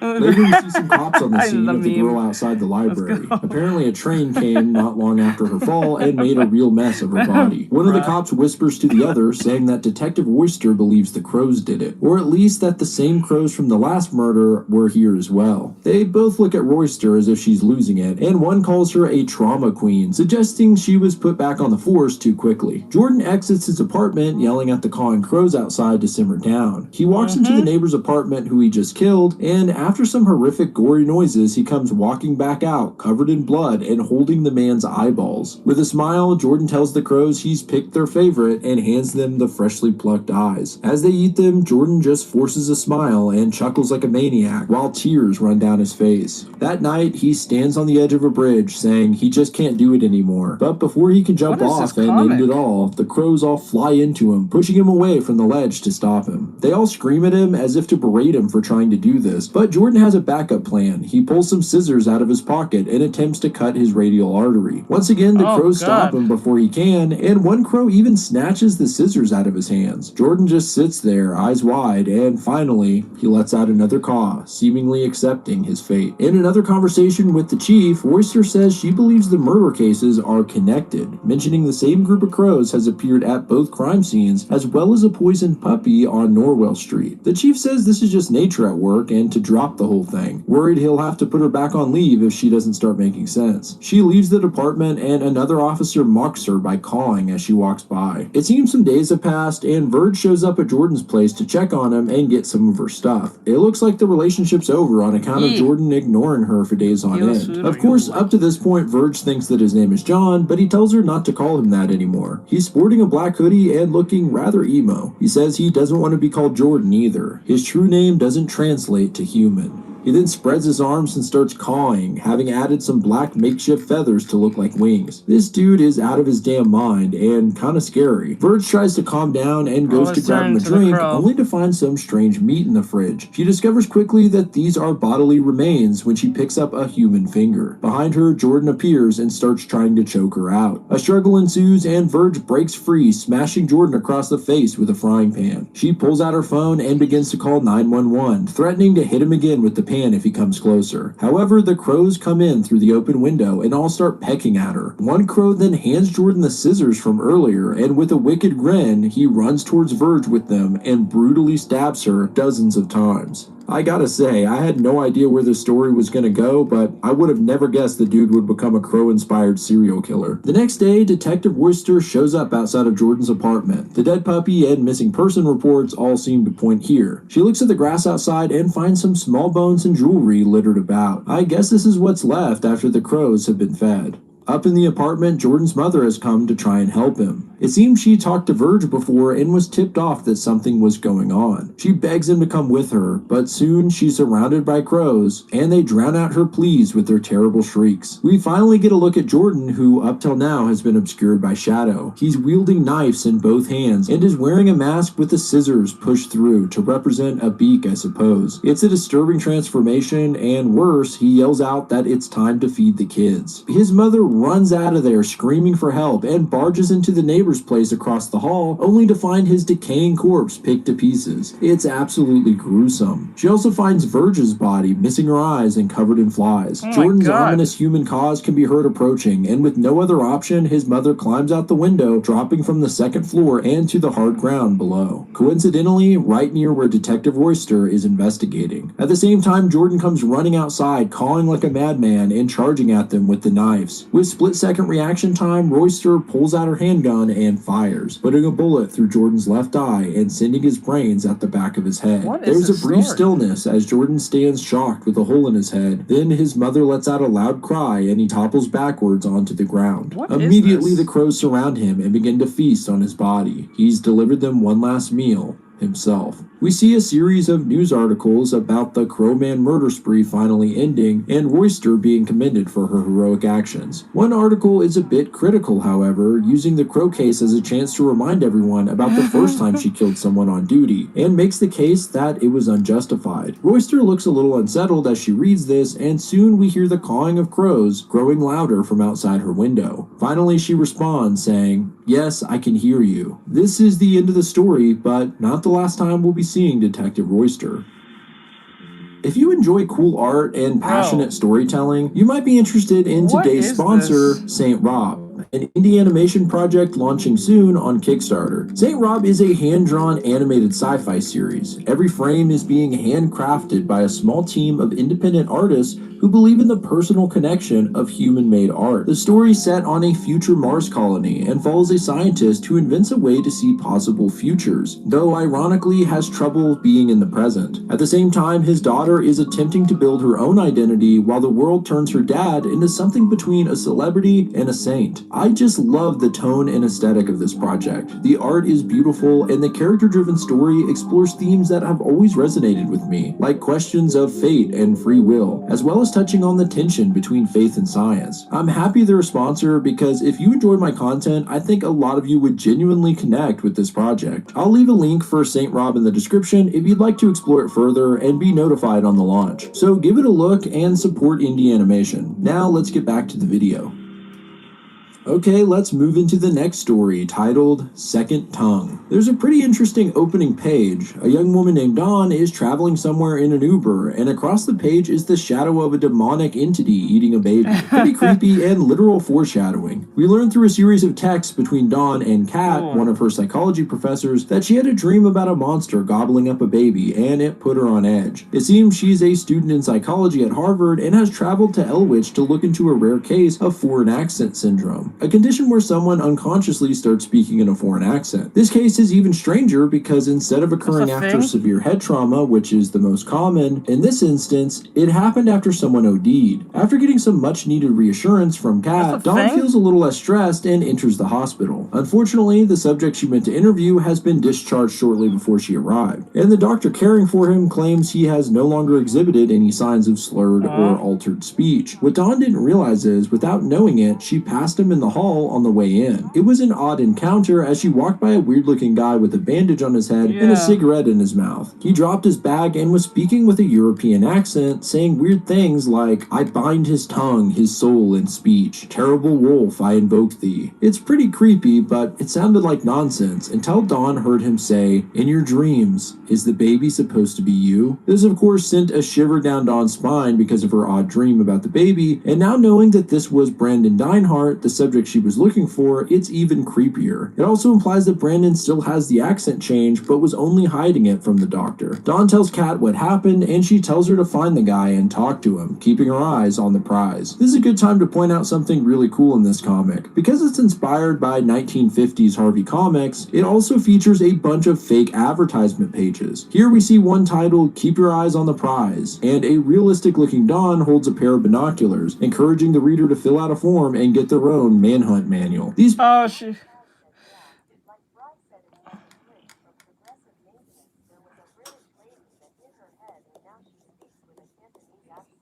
What? That's a thing? What the hell? That's a weird one. Never heard of that. Hey, Leaf, what's going on? See, I noticed that in anime. They do that in anime. Whenever they're like an anime character is reading a manga, they're usually hyper detailed, like realistic looking. So it's like in the opposite, like for us, we're the realistic looking people, but when we're reading our manga, it's all stylized. The opposite, the stylized is reading the realistic stuff and call it manga. pages are so clever and detailed and are littered throughout Dwelling. It's honestly one of the highlights. Later, we see Dawn has used Brandon Deinhardt's medical records to find the apartment complex he overdosed at, though she has no idea which one and has no better choice but to wait for him to come back. She spots a woman nearby and asks if she's seen him around, showing a picture. Dawn reassures the woman she's not a cop and says she's a psychology student. This actually makes the woman mad, who assumes she's writing a paper about how all of their mommies made them drug addicts. Dawn actually reveals that she had her own drug problems after childhood trauma and foster care. She's now 5 years clean, and all she's interested in is Brandon's symptoms after he woke up. She just wants to speak with him. The lady feels at ease now and introduces herself as Kelsey. It was actually her apartment where Brandon OD'd, and she was with him when it happened, along with their mutual friend and drug user, Levin. Dawn asks politely if she can tell her about the strange accent and what happened. Cue a pretty disturbing flashback. After the OD, Levin was no help as he was up himself. So Kelsey used Narcan on him, but nothing happened the first time. She assumed he was probably dead, but gave him a second dose, and finally he came to. When he did, he immediately began writhing around and made a terrible squealing noise like a pig. His eyes rolled to the back of his head, and he began speaking in tongues and puking. Then Kelsey claims that he came up off the floor and was floating in the air and laughing like the Exorcist or something. Crying and praying, she narked him one more time, and that was when he was normal again, except for the fact that he was talking funny nonsense and speaking in an accent. He also started calling himself Nico. Something tells me that this is a demon that inhabited this body. The person that they tried to help was long dead. This is what this sounds like. It sounds like this person has been possessed, or the body has been inhabited by some other soul. This doesn't sound like this person died. Goo. Dawn thanks her for her story, but clearly doesn't fully believe her. This kind of sets Kelsey off, and she says that if Dawn thinks she's a liar, then she can do her a favor and get her stuff from the haunted apartment. She needs her backpack, but she's too scared to go inside. Dawn agrees, and Kelsey gives her the key. She enters the building and approaches the apartment, and when she gets close, she begins hearing horrifying noises coming from inside. Murmurs from some unknown language, moaning noises, animal sounds, and a few words in English like "the child shall bleed" and "oh sleepless lady." Dawn begins to record this on her phone as she slowly puts the key in the door. It swings open and all the noises suddenly stop. It's just a normal apartment with nobody inside. After giving Kelsey her backpack, Dawn stops to grab a coffee and texts Kat about the noises, sending her the audio file as well. Before she gets a reply, she spots Brandon Neinhardt himself walking by outside. She tries flagging him down, but he jets off, so Dawn rushes after. In the meantime, we see the text replies of the professor saying the sounds are definitely spooky, but there must be a logical explanation. Finally, Dawn catches up to Brandon, who's looking in an open window before jumping a fence and running away. Dawn looks in the window to see a crying baby, as well as a small tablet with a demon's face on it in the windowsill. The baby's mother comes in and starts screaming at Dawn, wondering what the hell she was doing, and calls her a freak. Pay attention to this woman, by the way, because she actually plays a major part in one of the other stories coming up. Later in her hotel room, Dawn has gathered a few resources on the history of Elwich, including a history book, an Elwich-based paranormal website, and a book about the psychiatric study of diabolic possession by Hideshi Ito, MD. By the way, this name is actually a nod to horror manga authors Hideshi Hino and Junji Ito. After some research, Dawn has discovered the peculiar case of Nico Scuries, who died in 1996 trying to sacrifice a child to the devil. Not only is Nico the name Brandon has been calling himself, but the child sacrifice element has definitely got Dawn's attention. So she looks up the online archive of the local paper, but can't find anything about the case. She calls them up to see about obtaining the records, and is informed by the editor that strangely their database was hacked just the other day, and the 2 years surrounding Nico Scuries have been deleted. It's worth noting that the editor of the local paper, Hamilton Keeling, is an important character that we'll see more of. He tells her he'll call her back if they end up recovering the files. A little shaken by all of these events, Dawn calls up Kat and tells her that some more weird shit is going down in Elwich. Unfortunately, her professor is starting to feel like Dawn might be losing it a bit and should take a break from the whole thing. Kat reminds her what confirmation bias is and that there's no such thing as ghosts or demonic possession. Eerily enough, the very next panel is a close-up of a dead body, covered in blood with nails stabbed into its lips. This is the body of Levin, the other friend who was there when Brandon OD'd. Dawn watches from the street while they wheel the corpse into the ambulance when she spots Kelsey. She says that Levin told her Nico was coming for him and began swallowing batteries, razor blades, and nails. Jesus Christ. Kelsey goes on to say that Nico made him do it before running away in hysterics. Reporting on the incident for the paper is Hamilton Keeling. He asks Dawn if he could have a private word with her. He tells her that the Deinhardt case is pretty wild. For one, Brandon overdosed in the same apartment that Nico died, and he revived with the same Greek accent that Nico had. We get a little flashback as Hamilton goes into detail about what happened all those years ago. The apartment building Brandon lives in was once an abandoned toy factory where Nico spent his last days with his loyal followers. It seems they were a gang of devil worshippers, and Nico had convinced his flock that some ancient god named Mormalis would happily feed upon their enemies. But the beast required a sacrifice to be summoned, that of a newborn baby, and Nico Nico fully intended to do this. Luckily, an anonymous tip led the Elwich police to the toy factory where they thwarted the ritual. Fully cornered, Nico let out one last ancient curse before cutting out his own tongue with the sacrificial dagger. He then impaled himself with the blade and died shortly after. The whole thing was a major scandal, and Nico's parents were forced to abandon their diner and head back to Greece. It seems now Brandon Neinhardt is trying to drudge up the whole thing again and relive the past. Hamilton and Dawn decide to stay in touch and coordinate their research, hoping to stop Brandon before he does something awful. That night at the hotel, Dawn reaches out to her professor one more time. She believes the nightmare about the baby-eating monster might be coming true. We see a depiction of the creature from a textbook on demonology, and it's pretty creepy even in the cartoony style. Since Kat is conveniently in Greece for a psychiatric medicine conference, Dawn asks her to look up Nico's parents in Corinth, which is only an hour away. Of course, Kat believes Dawn has fully lost her mind at this point and tells her just that. Left alone to figure this all out by herself, Dawn is overcome with emotions and begins sobbing, the face of Mormolese flashing in her mind. Just then, she hears a voice calling up to her. Outside her window on the street below is Hamilton. He says they need to talk as he just made a huge discovery, but in a truly shocking panel, he's violently run over by a speeding car, leaving him broken and bloody in the street. This show.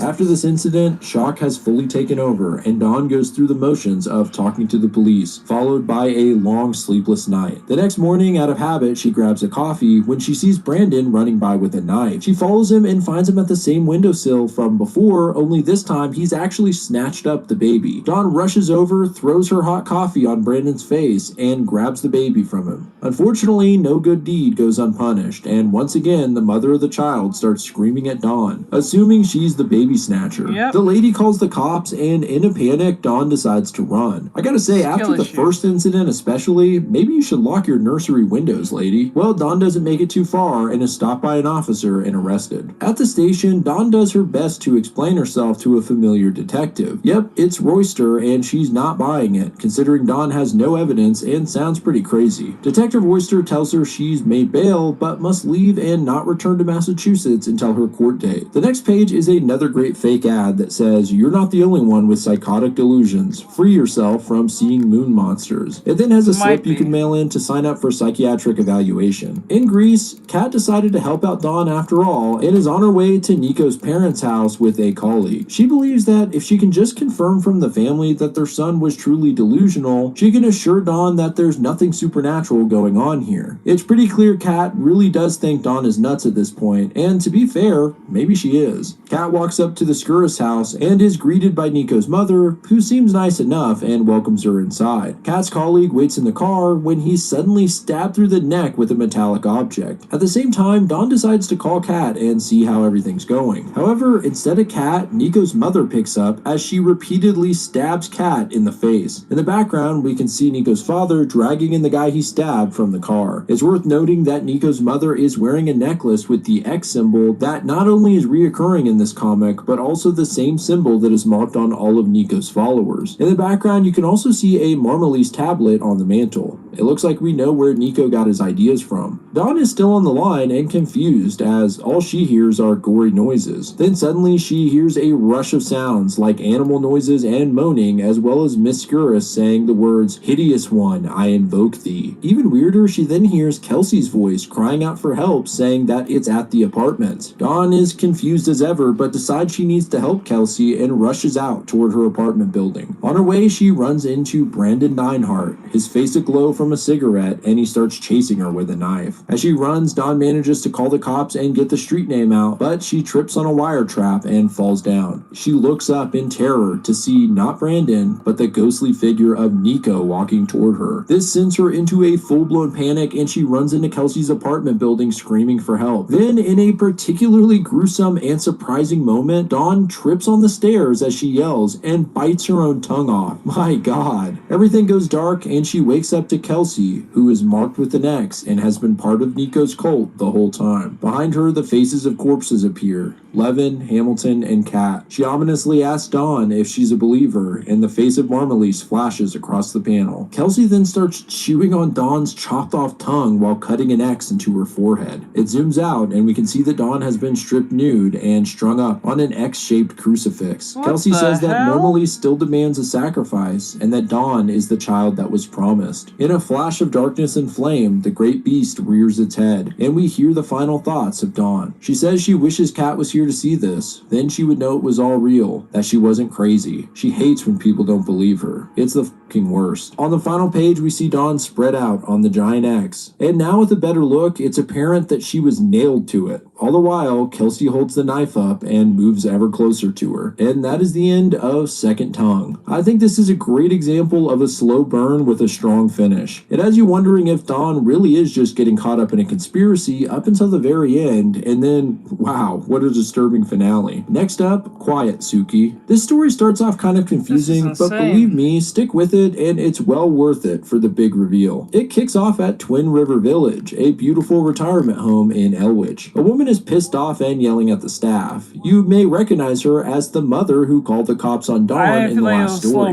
She wants to know where her grandmother, Perta Holt, is. The staff member is new and doesn't know all the residents' names yet, but the lady is irate and just barges into her room. He assures her that this is someone else's room, but the lady says that she's here every Friday and her grandmother is always in this room. She even pulls out the classic "I need to speak to a manager" line. Not being able to calm her down, the poor guy trails behind her as she makes her way to the manager, demanding to know why she wasn't notified that her mother was moved. The manager tells her outright that there is no one at Twin River named Perta Holt and never has been. The woman, of course, goes berserk, but the manager calms her down and sends her into her office to wait while she grabs the head nurse, hoping to sort all of this out. While she waits, the woman starts looking through the patient files and is baffled to find that there is no file belonging to her grandma. She looks out into the hall and sees the manager pointing her way while a nurse gets a syringe ready. It looks like they plan to use it on her. She runs outside to get away, and in the fountain out front sees a hand puppet of a blue bear. The staff all rush out behind her, and standing wet in the fountain, she holds up the bear, saying this is her grandmother's puppet. That means she does live here and that they're all liars. She says her grandmother had this puppet since she was a little girl, and its name is Suki. The manager comes out and once again tries to calm her down, saying things have gotten way out of hand, but they can help her find her grandma. Then, in a shocking moment, Suki the bear speaks to the woman, telling her to run. So without thinking, she runs off across the nursing home grounds, jumping off a ledge and twisting her ankle on the way down. One of the orderlies catches up to her fast, but slips himself and has a much worse result. He smashes his face into the concrete, which knocks his teeth out in bloody detail. God damn, this story escalated quickly. With the rest of the staff distracted by the injured man, the woman runs off into the woods despite Suki warning her not to because it's too scary. She tells the doll to shut up and that puppets can't talk, but Suki proves that he can and even says he can tell her where his owner is, aka her grandma. She tries to ignore the doll, who begins to recite poetry when she sees something strange crawling out from a hollowed out tree. It almost looks like a head made up of tiny white specks with large red eyes, but it disappears before we get a better look. Suki pays no mind and just keeps talking, prompting the woman to yell at the bear, "Quiet, Suki." The bear can't seem to shut up though, and says that this is a bad, terrible place that used to be a workhouse where many poor people died.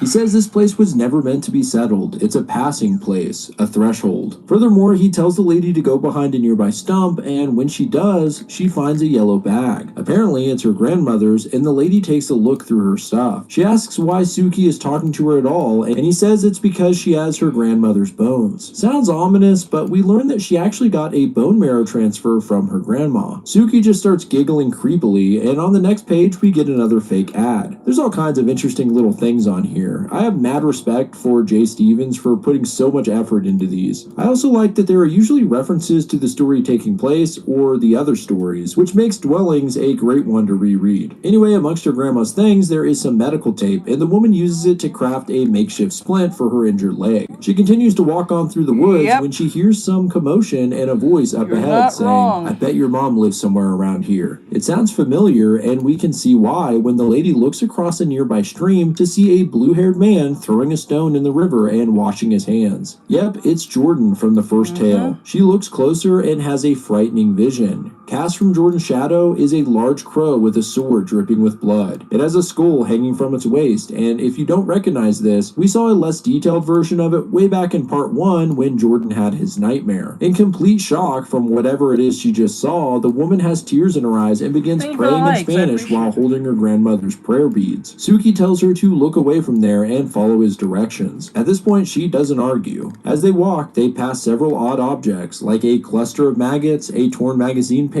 a Christmas tree, and a knocked out tooth. Finally, Suki leads the woman to a hobbled together shelter made of sticks. Above it, hanging from the trees, are several bottles with weird objects inside. Suki spots one on the ground and tells the woman to hang it back up before it gets dark. Really feels like the Blair Witch or something. The lady stumbles a little on her bad foot, and Suki starts saying some creepy shit like, "You have a goose foot like the old belly slitter, the Ember Witch who leaves silver coins in good children's shoes at Christmas time." The woman tells him there's no such thing as a Christmas witch, and he's talking nonsense. He's adamant about it though, saying, "If you're a bad kid, she cuts you open and fills your belly with straw." We get a quick flash of the witch in question with a bloody sickle in her hand. Suki says the girl should know it, as her grandmother learned about it back in Bavaria and would tell the story often. She tells him if that's true, then the witch is back in Bavaria, and it's not even Christmas time. But Suki makes the argument that spirits can be invoked anywhere. A pretty creepy statement. Suddenly they hear a barking dog and assume that they're being searched for, so the lady hides in the small shelter. Suki starts reciting off-putting poetry again, and then the lady looks at him but sees something strange. Within the cloth puppet, she sees bones, as if this creature is truly alive. Freaked out, she tries to remove Suki from her hand, but he stops her and then tells her to rest. She closes her eyes, and soon it's completely dark outside. She awakes to the sound of snorting and opens her eyes to see something terrifying. A giant red-eyed boar creature looking in at her and swiping its clawed hand inside. Suki then reaches into the yellow bag and pulls out an old straight razor, using it to slit the creature's throat. It falls over dead, and Suki looks back at her, drenched in blood.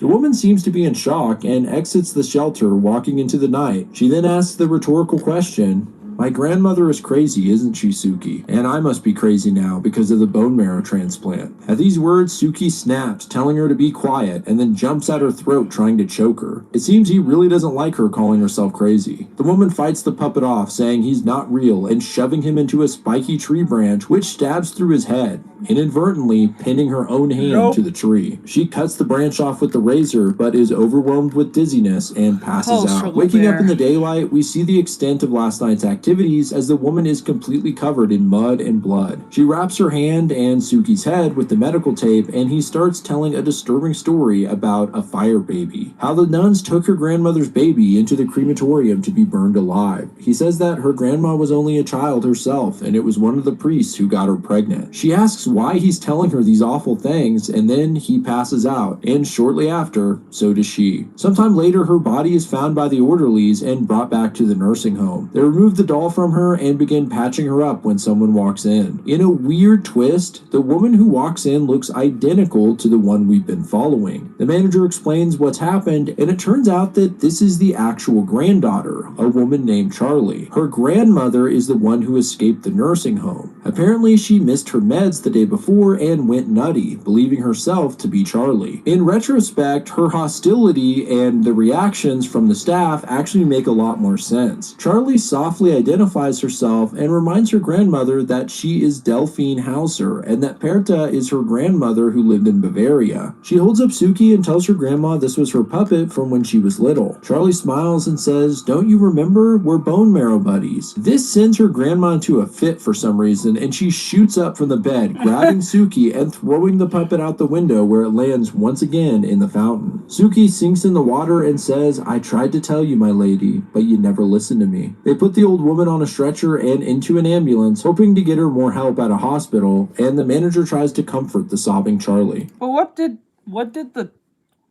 the tape bear kill then? If this is a giant hallucination and she's saying things, what did she kill? Like the boar, like what the hell? Charlie wonders how her grandma could have so much energy after losing so much blood in the woods, and the manager informs her that They're looking into it, but all of the blood wasn't hers. We get one more page looking back in the forest by the ramshackle shelter and see the corpse of a person wearing a jacket with an animal hood. His face is covered in maggots and his throat is cut open. It looks like the boar creature that attacked the old woman was actually just a young man in a costume. A very disturbing ending, and although there is some supernatural implications, technically all of this was just in a poor senile old lady's head, and the horror was from her own imagination. Then again, she did seem to sense the darkness that lied in Jordan, and Suki said some pretty off-putting stuff. But anyway, let's move on to the next story. Being of sound mind. In a local bar, we listen in on a conversation between a rich young influencer, Carson Fang, and none other than Hamilton Keeling, the editor of Peak News. It doesn't take long to realize that Carson Fang is the worst kind of internet celebrity asshole. He's planning on opening a haunted house in Elwich called the Fang Factory, using a revolutionary new technology called infrasound. After visualizing himself shooting Carson in the head, Hamilton bites and asks what infrasound is. Then Carson's two team members, Londra and Mercedes, explained that it's an invisible hum that causes hallucinations so you think you're seeing ghosts. In all natural way to get scared shitless. Hamilton decides immediately that this is bullshit and another waste of the Fang family fortune. What does he want? For him to write a story about how some dumb rich kid is opening his third soon-to-fail business, a ghost tour in the historic Bushel and Thwaites factory? Why do they want Hamilton to promote this? This question is met with the group laughing. They don't want him to promote it. In fact, they want him to write a scathing article about Fang, picking him apart and digging up any dirt he can. Carson says this is all part of his brand. His whole thing is being disliked. He goes further by saying that real art should make the people you don't like angry. He wants Hamilton to write an article that'll stir up. Why? Why? That is why? Why would you? Why? You just like violence for the sake of violence. Why would you? Why? That is a leftist tactic. Why? Why? A scandal. Basically, he's everything I hate about drama YouTubers. But I digress. After Fang and his crew leave, Hamilton has a chat with the bartender who was wondering what the conversation was about. Hamilton tells him about the haunted house and how they're running it at the old Bushel and Thwaites building, which is already a spooky place because of the stories of the Snake Woman. This prompts a backstory where we get the full history of Alice Bushel. It's a cool section because it's done in a different color scheme than the rest of the comic to reflect the time period more. Anyway, we learn here that Alice Bushel was a highly intelligent entrepreneur in the early 1900s, though she was pretty odd for the time. She even had a large snake as a pet. She bought out a failing corset factory from a man named J.W. Thwaites, but kept him on as a partner, and thus they opened... Bro said, you should make art that pisses people off on purpose. Like, why would you want to make art that pisses people off on purpose? That doesn't make any sense. Bushel and Thwaites, where she invented a new and improved brassiere based on French designs. These new bras proved to be a hit. Of course, the fact that a single woman was doing all of this, as well as having strong opinions about the restrictions of society at the time, especially for women, she garnered a lot of enemies. Someone unsuccessfully even tried to burn down the factory one night. There was also a ton of gossip and allegations about Alice. She was constantly courted by a fellow manufacturer, Madison Mole, who was 33 years older than her, and there were many rumors about her odd relationship with other women, heavily implying that she was a lesbian. At one point, her cousin, Harry Bushel, came to town, and due to some messed up customs at the time, he moved into his cousin's house and took her.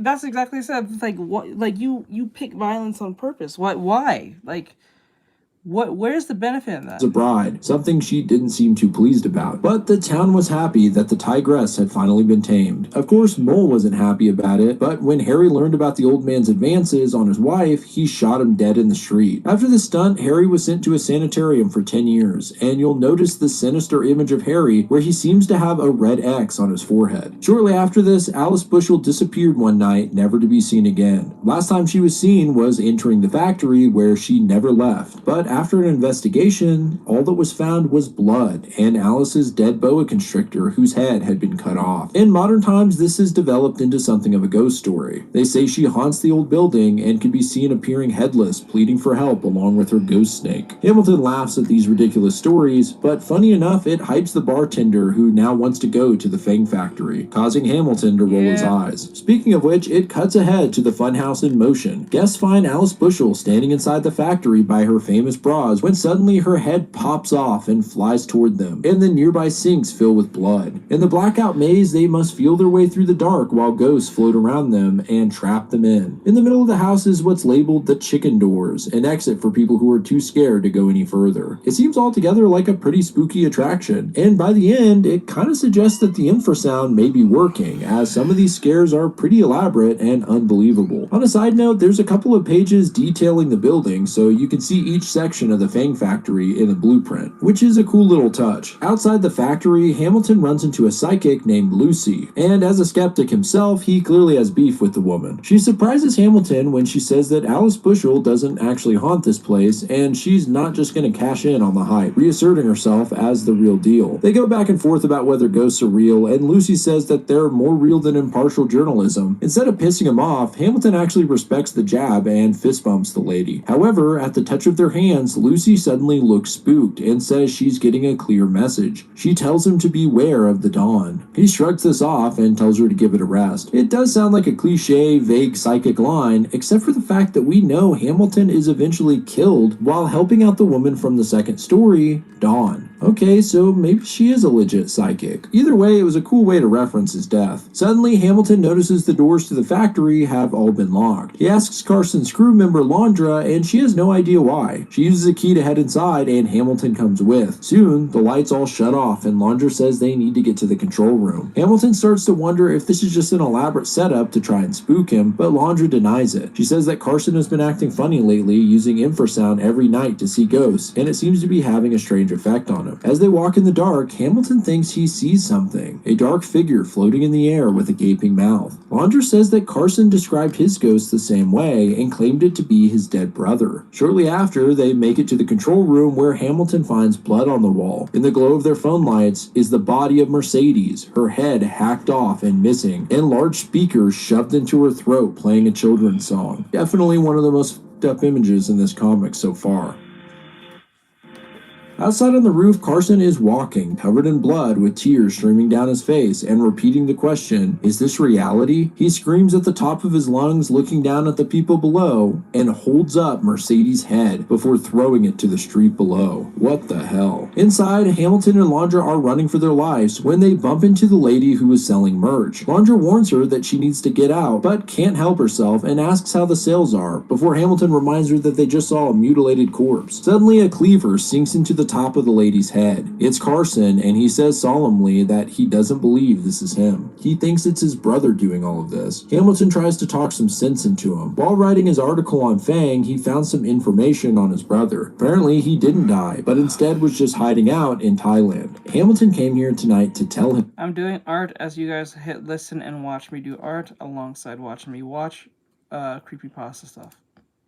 Simple. This. Carson calls him a liar and attacks him, chopping into his shoulder with the cleaver. Londra acts fast and shoves Carson into a nearby room, locking him in. She helps Hamilton out of the building, who's pretty woozy and still has the knife in his shoulder. Outside, the police have already arrived, including Detective Royster. Behind her, a sinister crow begins to caw. While the paramedics look over Hamilton, Royster and some officers pull out their guns and head inside. But surprisingly, they never find Carson. The next day at the police station, Royster interviews Londra about what happened, and she's pretty pissed off, having already answered their questions multiple times. Londra's more interested in how Carson could have escaped the Fang factory when both exits were covered by cops. Royster then informs her that Fang was discovered early this morning, face down in the Willow River, dead. In the hospital, Hamilton is getting grilled by another officer. His and Londra's stories are identical, but the cop seems confused at his answers. Well, here comes the reveal. After the coroner's examination, it appears that Fang had already been dead at the time Hamilton and Londra exited the factory, more than 2 kilometers away, meaning there's no way he could have been the culprit. While they did find Mercedes' headless body, there were no speakers in her neck, and the merch lady was never found at all. So, was the infrasound causing them to hallucinate Carson's murderous rampage, or is the factory truly haunted by a sinister force? Hamilton arrives at Fang's funeral service and delivers a final monologue. History is a horror story. Strange and terrible truths growing into campfire legends, gathering power as they're told over and over again. Terror takes hold when we can't figure out how the magician pulls off the trick, when we can't see the puppet strings. Unanswered questions almost always lead to superstition. As they lower Carson's body into the grave, Hamilton remarks that he was wrong about him. What remained of the Fang family fortune was left unexpectedly and generously donated to charity. We see Hamilton talking to Carson's brother Ed, who returned to America to attend the funeral and undeclare himself dead in the process. On top of his brother's death, he also discovers his inheritance has been donated and the family house has been sold. He walks into the old house with a morbid look, and on the last page, it's shown that Ed Fang ended his life by hanging. Hamilton finishes the story by repeating the same line: history is a horror story, and I don't think I have the stomach to write about it any longer. Next up, Pester's Call. This story starts off pretty brutal. We see a series of torture instruments lined up and blood on the floor, as well as a human ear. A tattooed man is asking his torture victim where the girl is. The person is tied up and has a deer mask over their head for some reason. It seems their tongue is cut out as they're forced to write their answer on a board, which one of the man's lackeys reads out loud.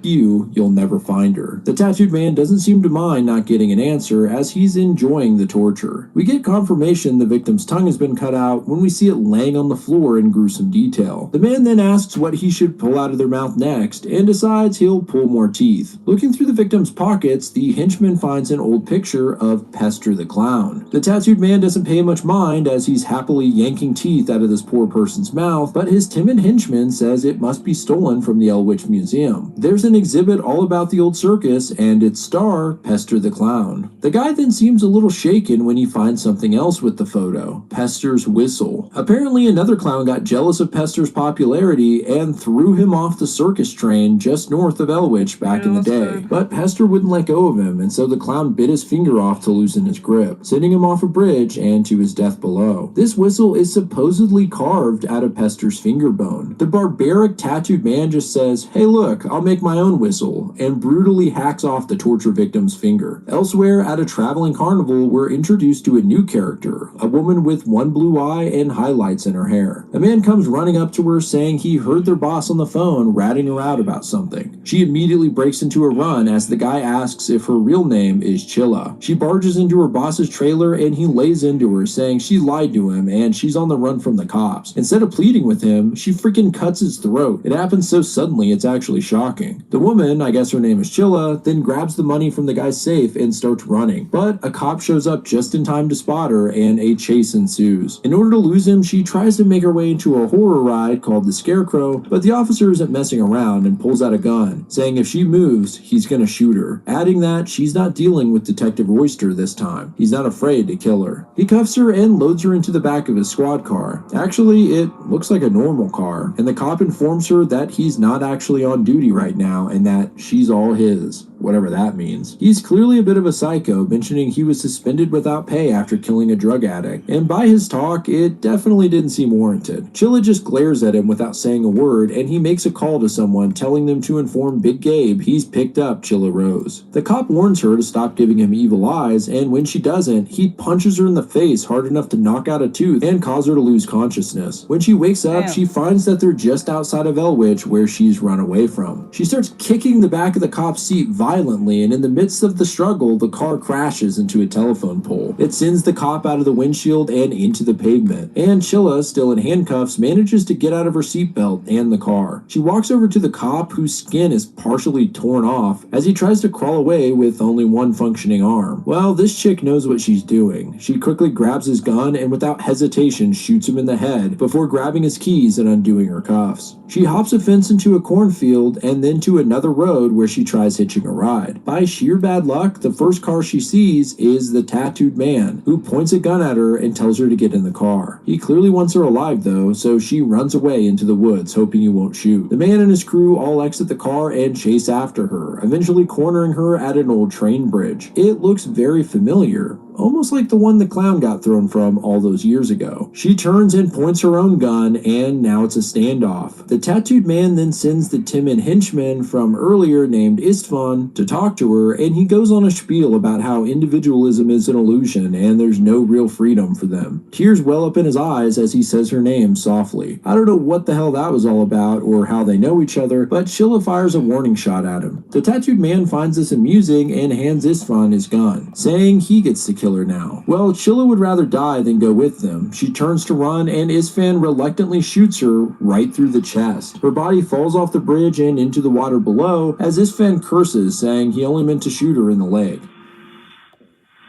As she lay dying in the shallow water below, Pester the Clown suddenly appears and whistles, bringing her back to life. Either that or she was just lucky to survive and is imagining this whole thing. Either way, she follows the tracks, leaving a bloody trail as she makes way into town. She slumps down against the glass at a bus stop and a man approaches her. He casually comments on her tit wound, as he says, and then asks if she wants him to kiss her boo-boo, suggesting he has a nice spot out in the woods they can go to. However, he freaks out when he sees her shadow morph into that of Pester the Clown and runs away in terror. You may have noticed that this guy is the same one who was killed by Charlie's grandma in the Suki story. I guess the nice place in the woods he mentioned was probably the shelter that he would later be killed at. Well, seeing as how he was a real creep, I feel way less bad for him. Anyway, with the presence of the clown surrounding her, Chilla continues moving forward. There's a sort of weird moment where she encounters a dog, and for the first time we see her smile as it licks her hand and the shadow of Pester pets the little pup. Perhaps guided by Pester, Chilla heads for the Elwich Museum and breaks the glass of the circus exhibit, grabbing something before moving on toward Big Top Strip Club, which we can see in a museum photo used to be the home of one Madison Mole, the guy who was attempting to court Alice Bushell all those years ago. Man, you gotta love the subtle world building in this comic. Inside the club, the tattooed man is showing off a deer mask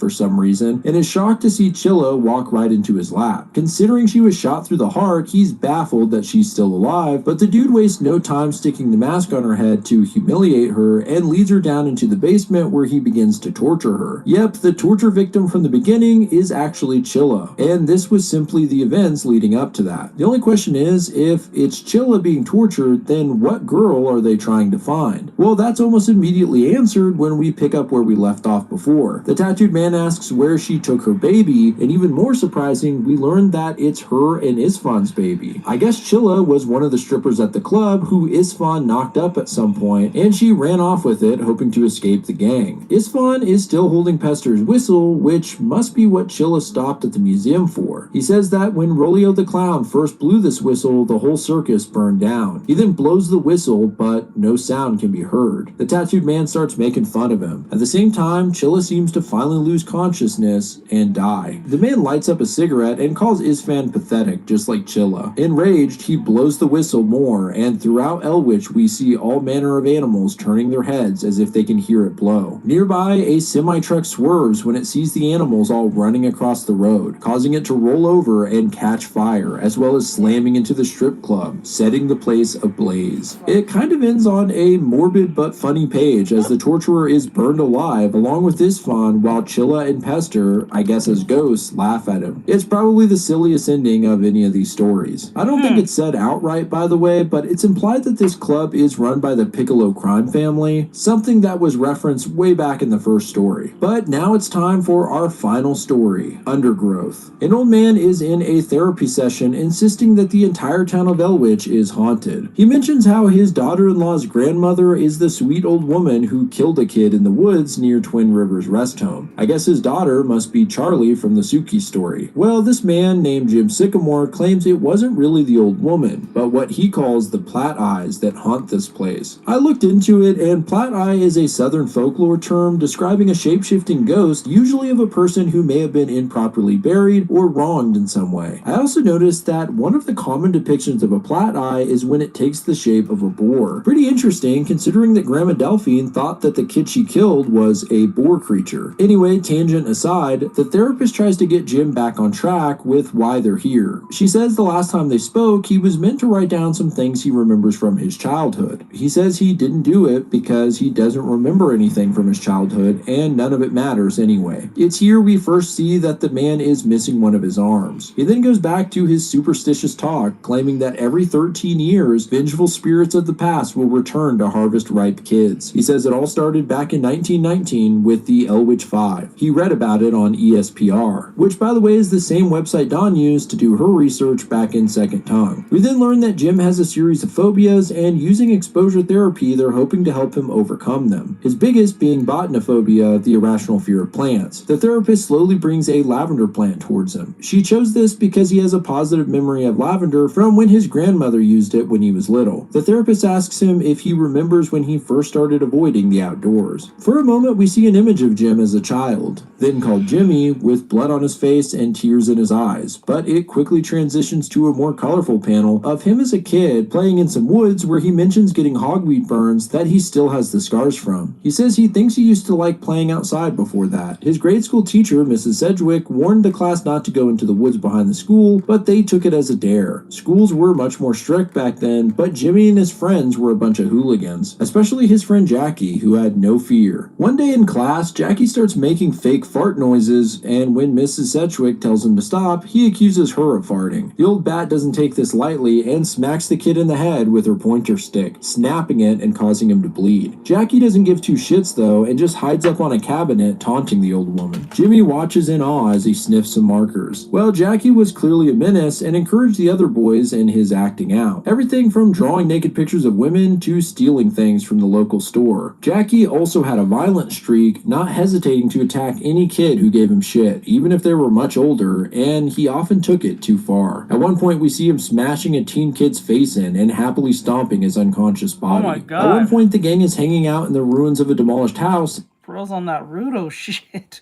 He don't care. And someone points out that Jackie's sister's acting weird. I agree, actually. She's just standing on a nearby tree branch, staring wide-eyed, and her skin looks a little green for some reason. Suddenly, they all hear a creepy noise and the wind picks up. They all claim to have seen a little girl in red with black hair and start running. Even Jackie's sister, Ray, chimes in saying she looked really sad, and they all run back to the school. In another act of duppery, Jackie finds a frog and throws it as hard as he can at a brick wall, causing it to explode on impact right by Jimmy's head. Dude, this kid is demented. As all of this is going on, we see a series of drawings from Jimmy getting progressively more ominous, with the final one showing 5 graves and several sets of red eyes floating above a skull.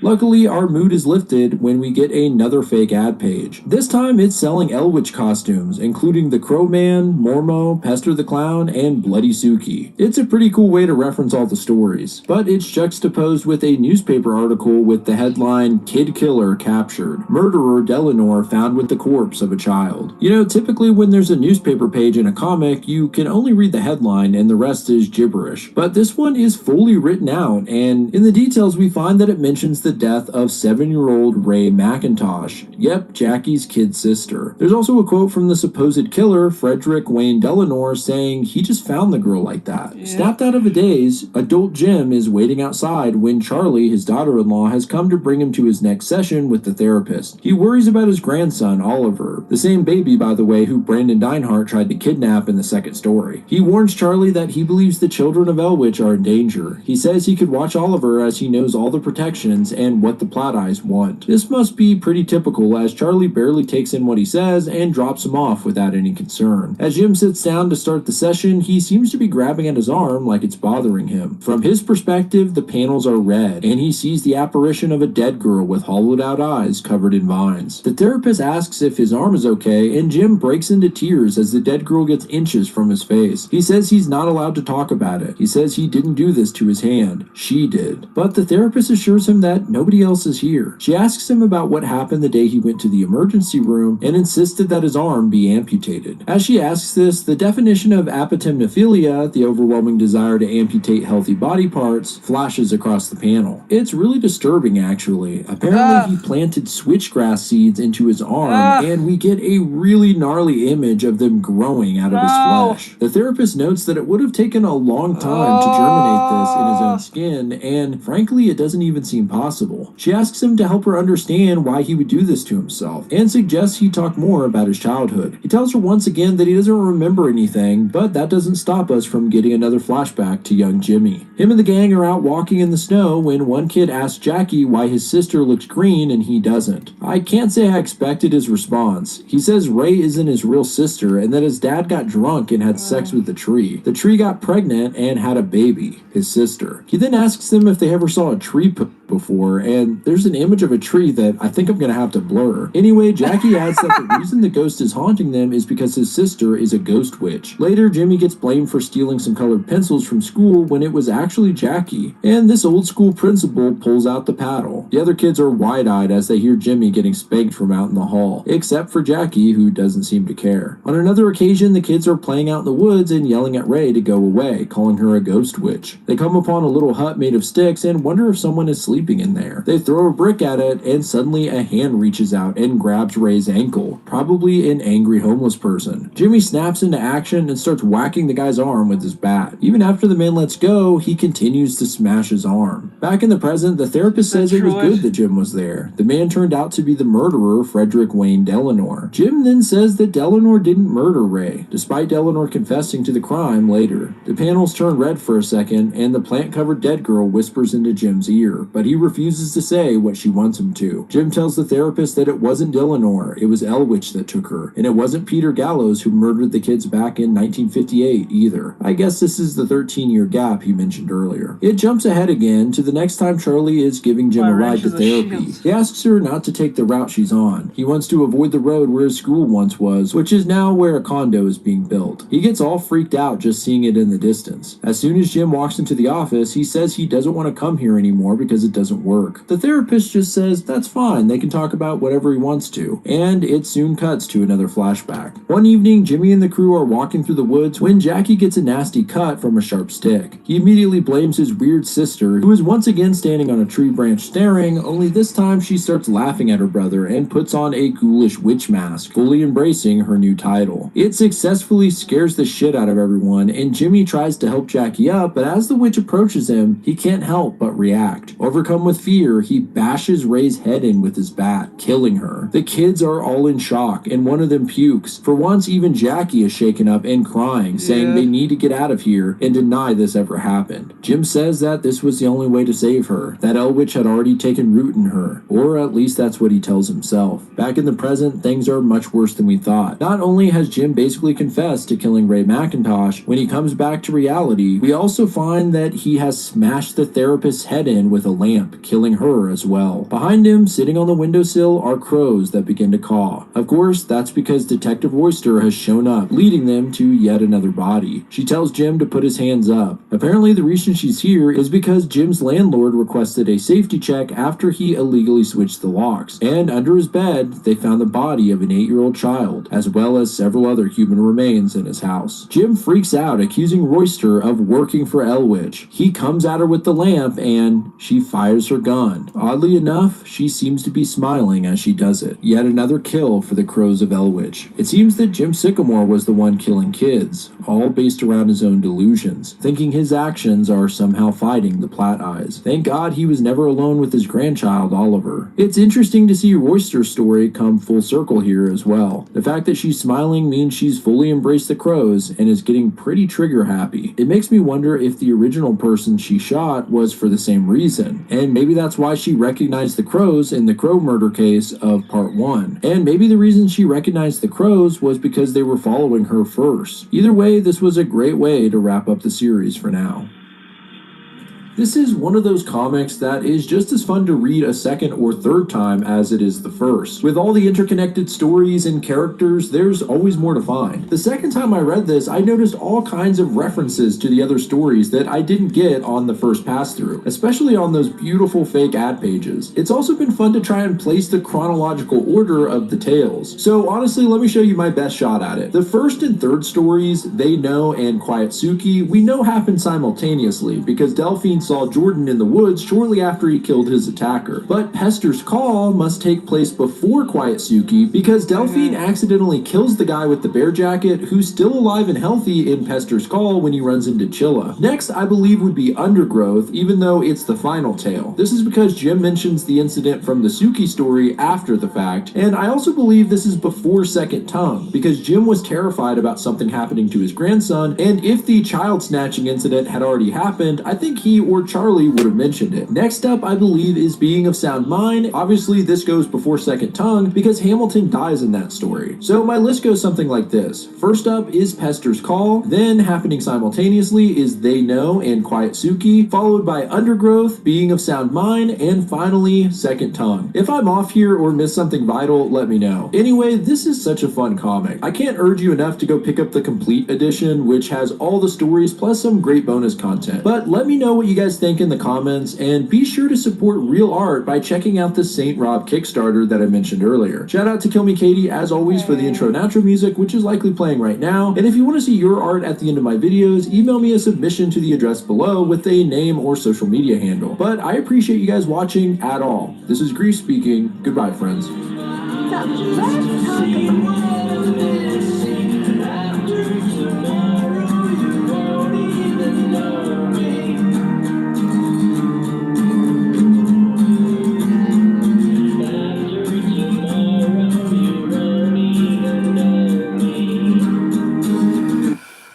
Not fan suggested, but I do have a Discord for you guys to put your art in.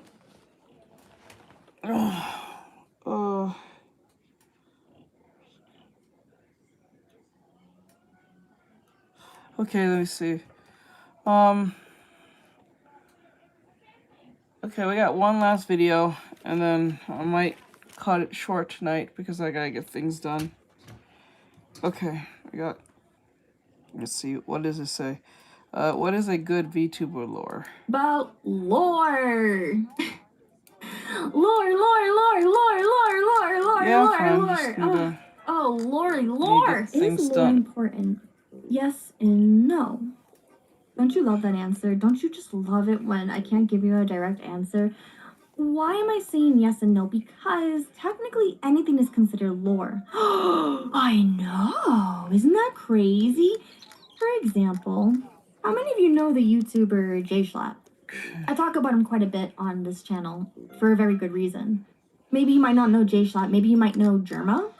These are two live streamers, two male, fleshy IRL streamers on Twitch who are very, very, very big, and they have lore. Dude, I wait, what did you say? Remember, you look like the yellow M&M today. Yeah, I kind of do. What are you, why did you know that? Why are you talking about that?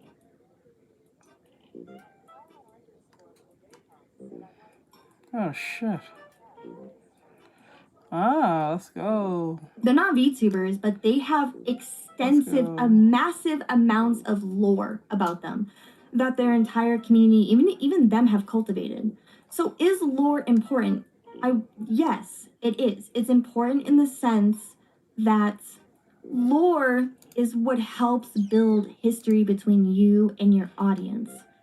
When lore is not important, though, that part, this is worrying about it and worrying about your lore and worrying if, like, you know, letting it control and manipulate everything about you because you're so scared of not getting your lore down. Lore takes time. Lore is just a very fancy way to kind of say history. It's your history. So hope they were being nice. There is a difference between good lore and bad lore. And I don't really like saying bad lore. I feel like there isn't really such a thing as, like, bad lore. I feel like it could just be improved. So what is considered good lore? In my opinion, and I will be having an actual lore expert to interview more about this, who like professionally does this pretty soon on my virtual life, my little podcast stuff. No, But and to I don't have me, any. from what I have researched and the years of just trying to make good lore is when it is clear, concise, and easy to understand. Imagine giving a pitch of your lore to your parent or like a teacher or even a 5-year-old. If they get confused, then your lore needs to be worked on a bit more, needs more improvement. Something simple, interesting. So if you notice, I didn't use the word simple because you can have very interesting and like detailed lore. All that matters is it easy to understand? So let's go back to Jay Schlatt for a second because he does not have simple lore. His entire lore, for people who don't know, is that he's a New Yorker. We'll have to do this. He probably has tomorrow. some like So I gotta almost go after this. kind of deranged, like New Yorker, like I think the word's bunker, like bunker mentality. He's kind of like a little paranoid. He did something in 19 what was it? Oh gosh, I can't remember the year. I could have sworn I remembered the year. Oh man, I'm struggling with my Jay Schlatt lore right now, and that's not even because it's difficult, that's just because I'm dumb. Any Jay Schlatt fans in chat can tell me about the year that Jay Schlatt did that thing that we don't talk about on stream? That would be great. Anyways, that's kind of the point, right? It's like when you were to enter a Jay Schlatt live stream, he displays these characteristics that shaped him from his history. His lore has shaped him into this like this persona that he has. And that's just a very small tidbit of his like history that him and his chat have cultivated over the years. He also came from the Dream SMP. Yeah, so there are some Jay Schlatt fans in chat. Wow. Oh, wow. Interesting. Way to out yourself. That's so interesting. You're correct. Yes. So these types of things can be intertwined with your VTubing persona because I am so sick and tired of people being like, but what if my VTuber is just me? What if I don't want to be a character because my VTuber is just me? And going back to the Jay Schlatt example, if VTubing is just an extension of yourself, it may be either an exaggerated version of yourself, or if it is just point blank just yourself, then everything that goes on in your IRL life is your lore. Whatever you did at work today, that's part of your lore. Do you have children? That's part of your lore now, because if your VTuber is yourself to that degree, everything that happens in your day-to-day is your lore. What you had for breakfast is part of your lore. And if you got an upset stomach, maybe you're acting like a little, I don't know what word I was trying to say. You're acting like a little brat because you had an upset tummy. That's your lore. Okay. But if you're playing a character, if you're playing an exaggerated version of your personality, if you're having some kind of persona, your lore can either be cultivated by you or by your community as interesting experiences happen. So what is considered bad lore? All this text. No, I'm just kidding. I'm kidding. Okay. Bad lore to me, and from what I have seen, and also what I did, is inconsistent storytelling, randomly adding or removing friends, adding too many details that don't make sense, and being vague. Now, okay, I know some people are going to be like, what do you mean I can't add my friends to my lore? What do you mean? My best... Sounds like... I feel like I'm talking to Ari when she's a little sugared up. Friend is my part of my lore. We were roommates. Like, okay, Becky, relax. If you want to add your friends or your kids or your dog to your lore, then you can. But remember that the people who are watching you are going to be confused when someone or something that was a part of your lore originally suddenly disappears.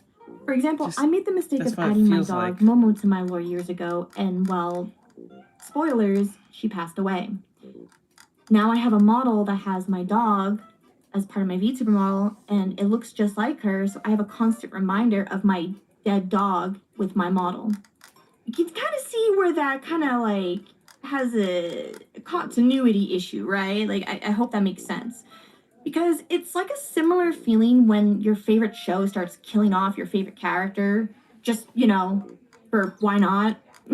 Like, you know how people feel about that? They get kind of annoyed, especially if it happens constantly. So when it comes to like lore, adding and removing people and stuff like that, just be mindful of it. You can be friends with people and not have them included in your lore. And when I say this is a little bit different than like your VTuber being yourself. This is more towards people who are trying to be like a character, and they literally write in like this other person into like let's say you're like a dog or something, and you have like this owner, and then you change owners and stuff. It's kind of like that. You can still have friends and have your dog and have everything else without it being part of your lore. And like I said, I had to learn this the hard way. I also had to learn about how inconsistent I am with my storytelling. These are just things that you kind of learn over the years of like doing this. So if you're really struggling, you spent like, I don't know, 2 weeks writing your lore, and you're just like, this sucks. Like, I just don't understand. I have some books I recommend for you to read, because I read these, and this kind of helped me put into perspective on like lore, development and character writing. I recommend Save the Cat. Even though it's more about like playwrights, it brings up a lot of great examples on creating a pitch to explain your concept to someone. It has a lot of good fundamentals of storytelling and how to like use these storytelling elements to be an entertainer, or just be a better conversationalist, especially if you're trying to be like, I guess entertaining a conversation, right? So I really recommend that book. I also recommend Build Better Characters by Eileen Cook. This is more of like the psychology and backstory of how to use it in your writing to like hook people. And even though yes, it's about writing, it still can apply to like entertainment. I also recommend watching other media that has characters and lore around it, such as watching movies, TV shows, anime, something that's not just scrolling on TikTok all day long, because that's not really going to help you like understand lore and like building characters. To understand the fundamental concepts, you kind of have to observe how a lot of things are done and how you can inspire from those, and consuming other types of media will help you do that. And that's my whole spiel on lore for today. Gosh, I could make so many videos about lore. We're not doing that today. I don't want to spend 3 hours on just lore. Isn't Save the Cat a storytelling archetype? It does talk about storytelling archetype, but that can still be applied to like characters and like implementing these into your content. Because I'll go back real quick to the slide for purposes. Think of storytelling not in the literal sense. Think of it as more of a metaphorical sense, where if you go to live stream, even if your VTuber is just yourself, you can still tell a story without literally telling a story like, oh, hey guys, today I had breakfast. Okay, we're done. Alright guys, I'm gonna let you guys go early today. I know this is more early than usual, but I have to get certain things done for my family, so I'm gonna let you guys go early. We'll finish whatever's left tomorrow. Actually, quite frank, not only that, I'm gonna continue the artwork past the stream, or at least the animatic. I'm trying to get as many animatics done as possible, and stuff. Yeah, thank you, Sad. I promise. I appreciate it. Right, you can jump out of here early, Bud, and everyone else that came in. Thank you guys for coming in. Tomorrow will be a lot more livelier, I promise. Thank you. I promise tomorrow will be a lot livelier, I promise. It's just, and a lot more longer. I'm sorry about this, but it's just stuff I have to get out of the way. Alright, have a great night, guys. Be safe. I'll see you guys tomorrow. Later, guys.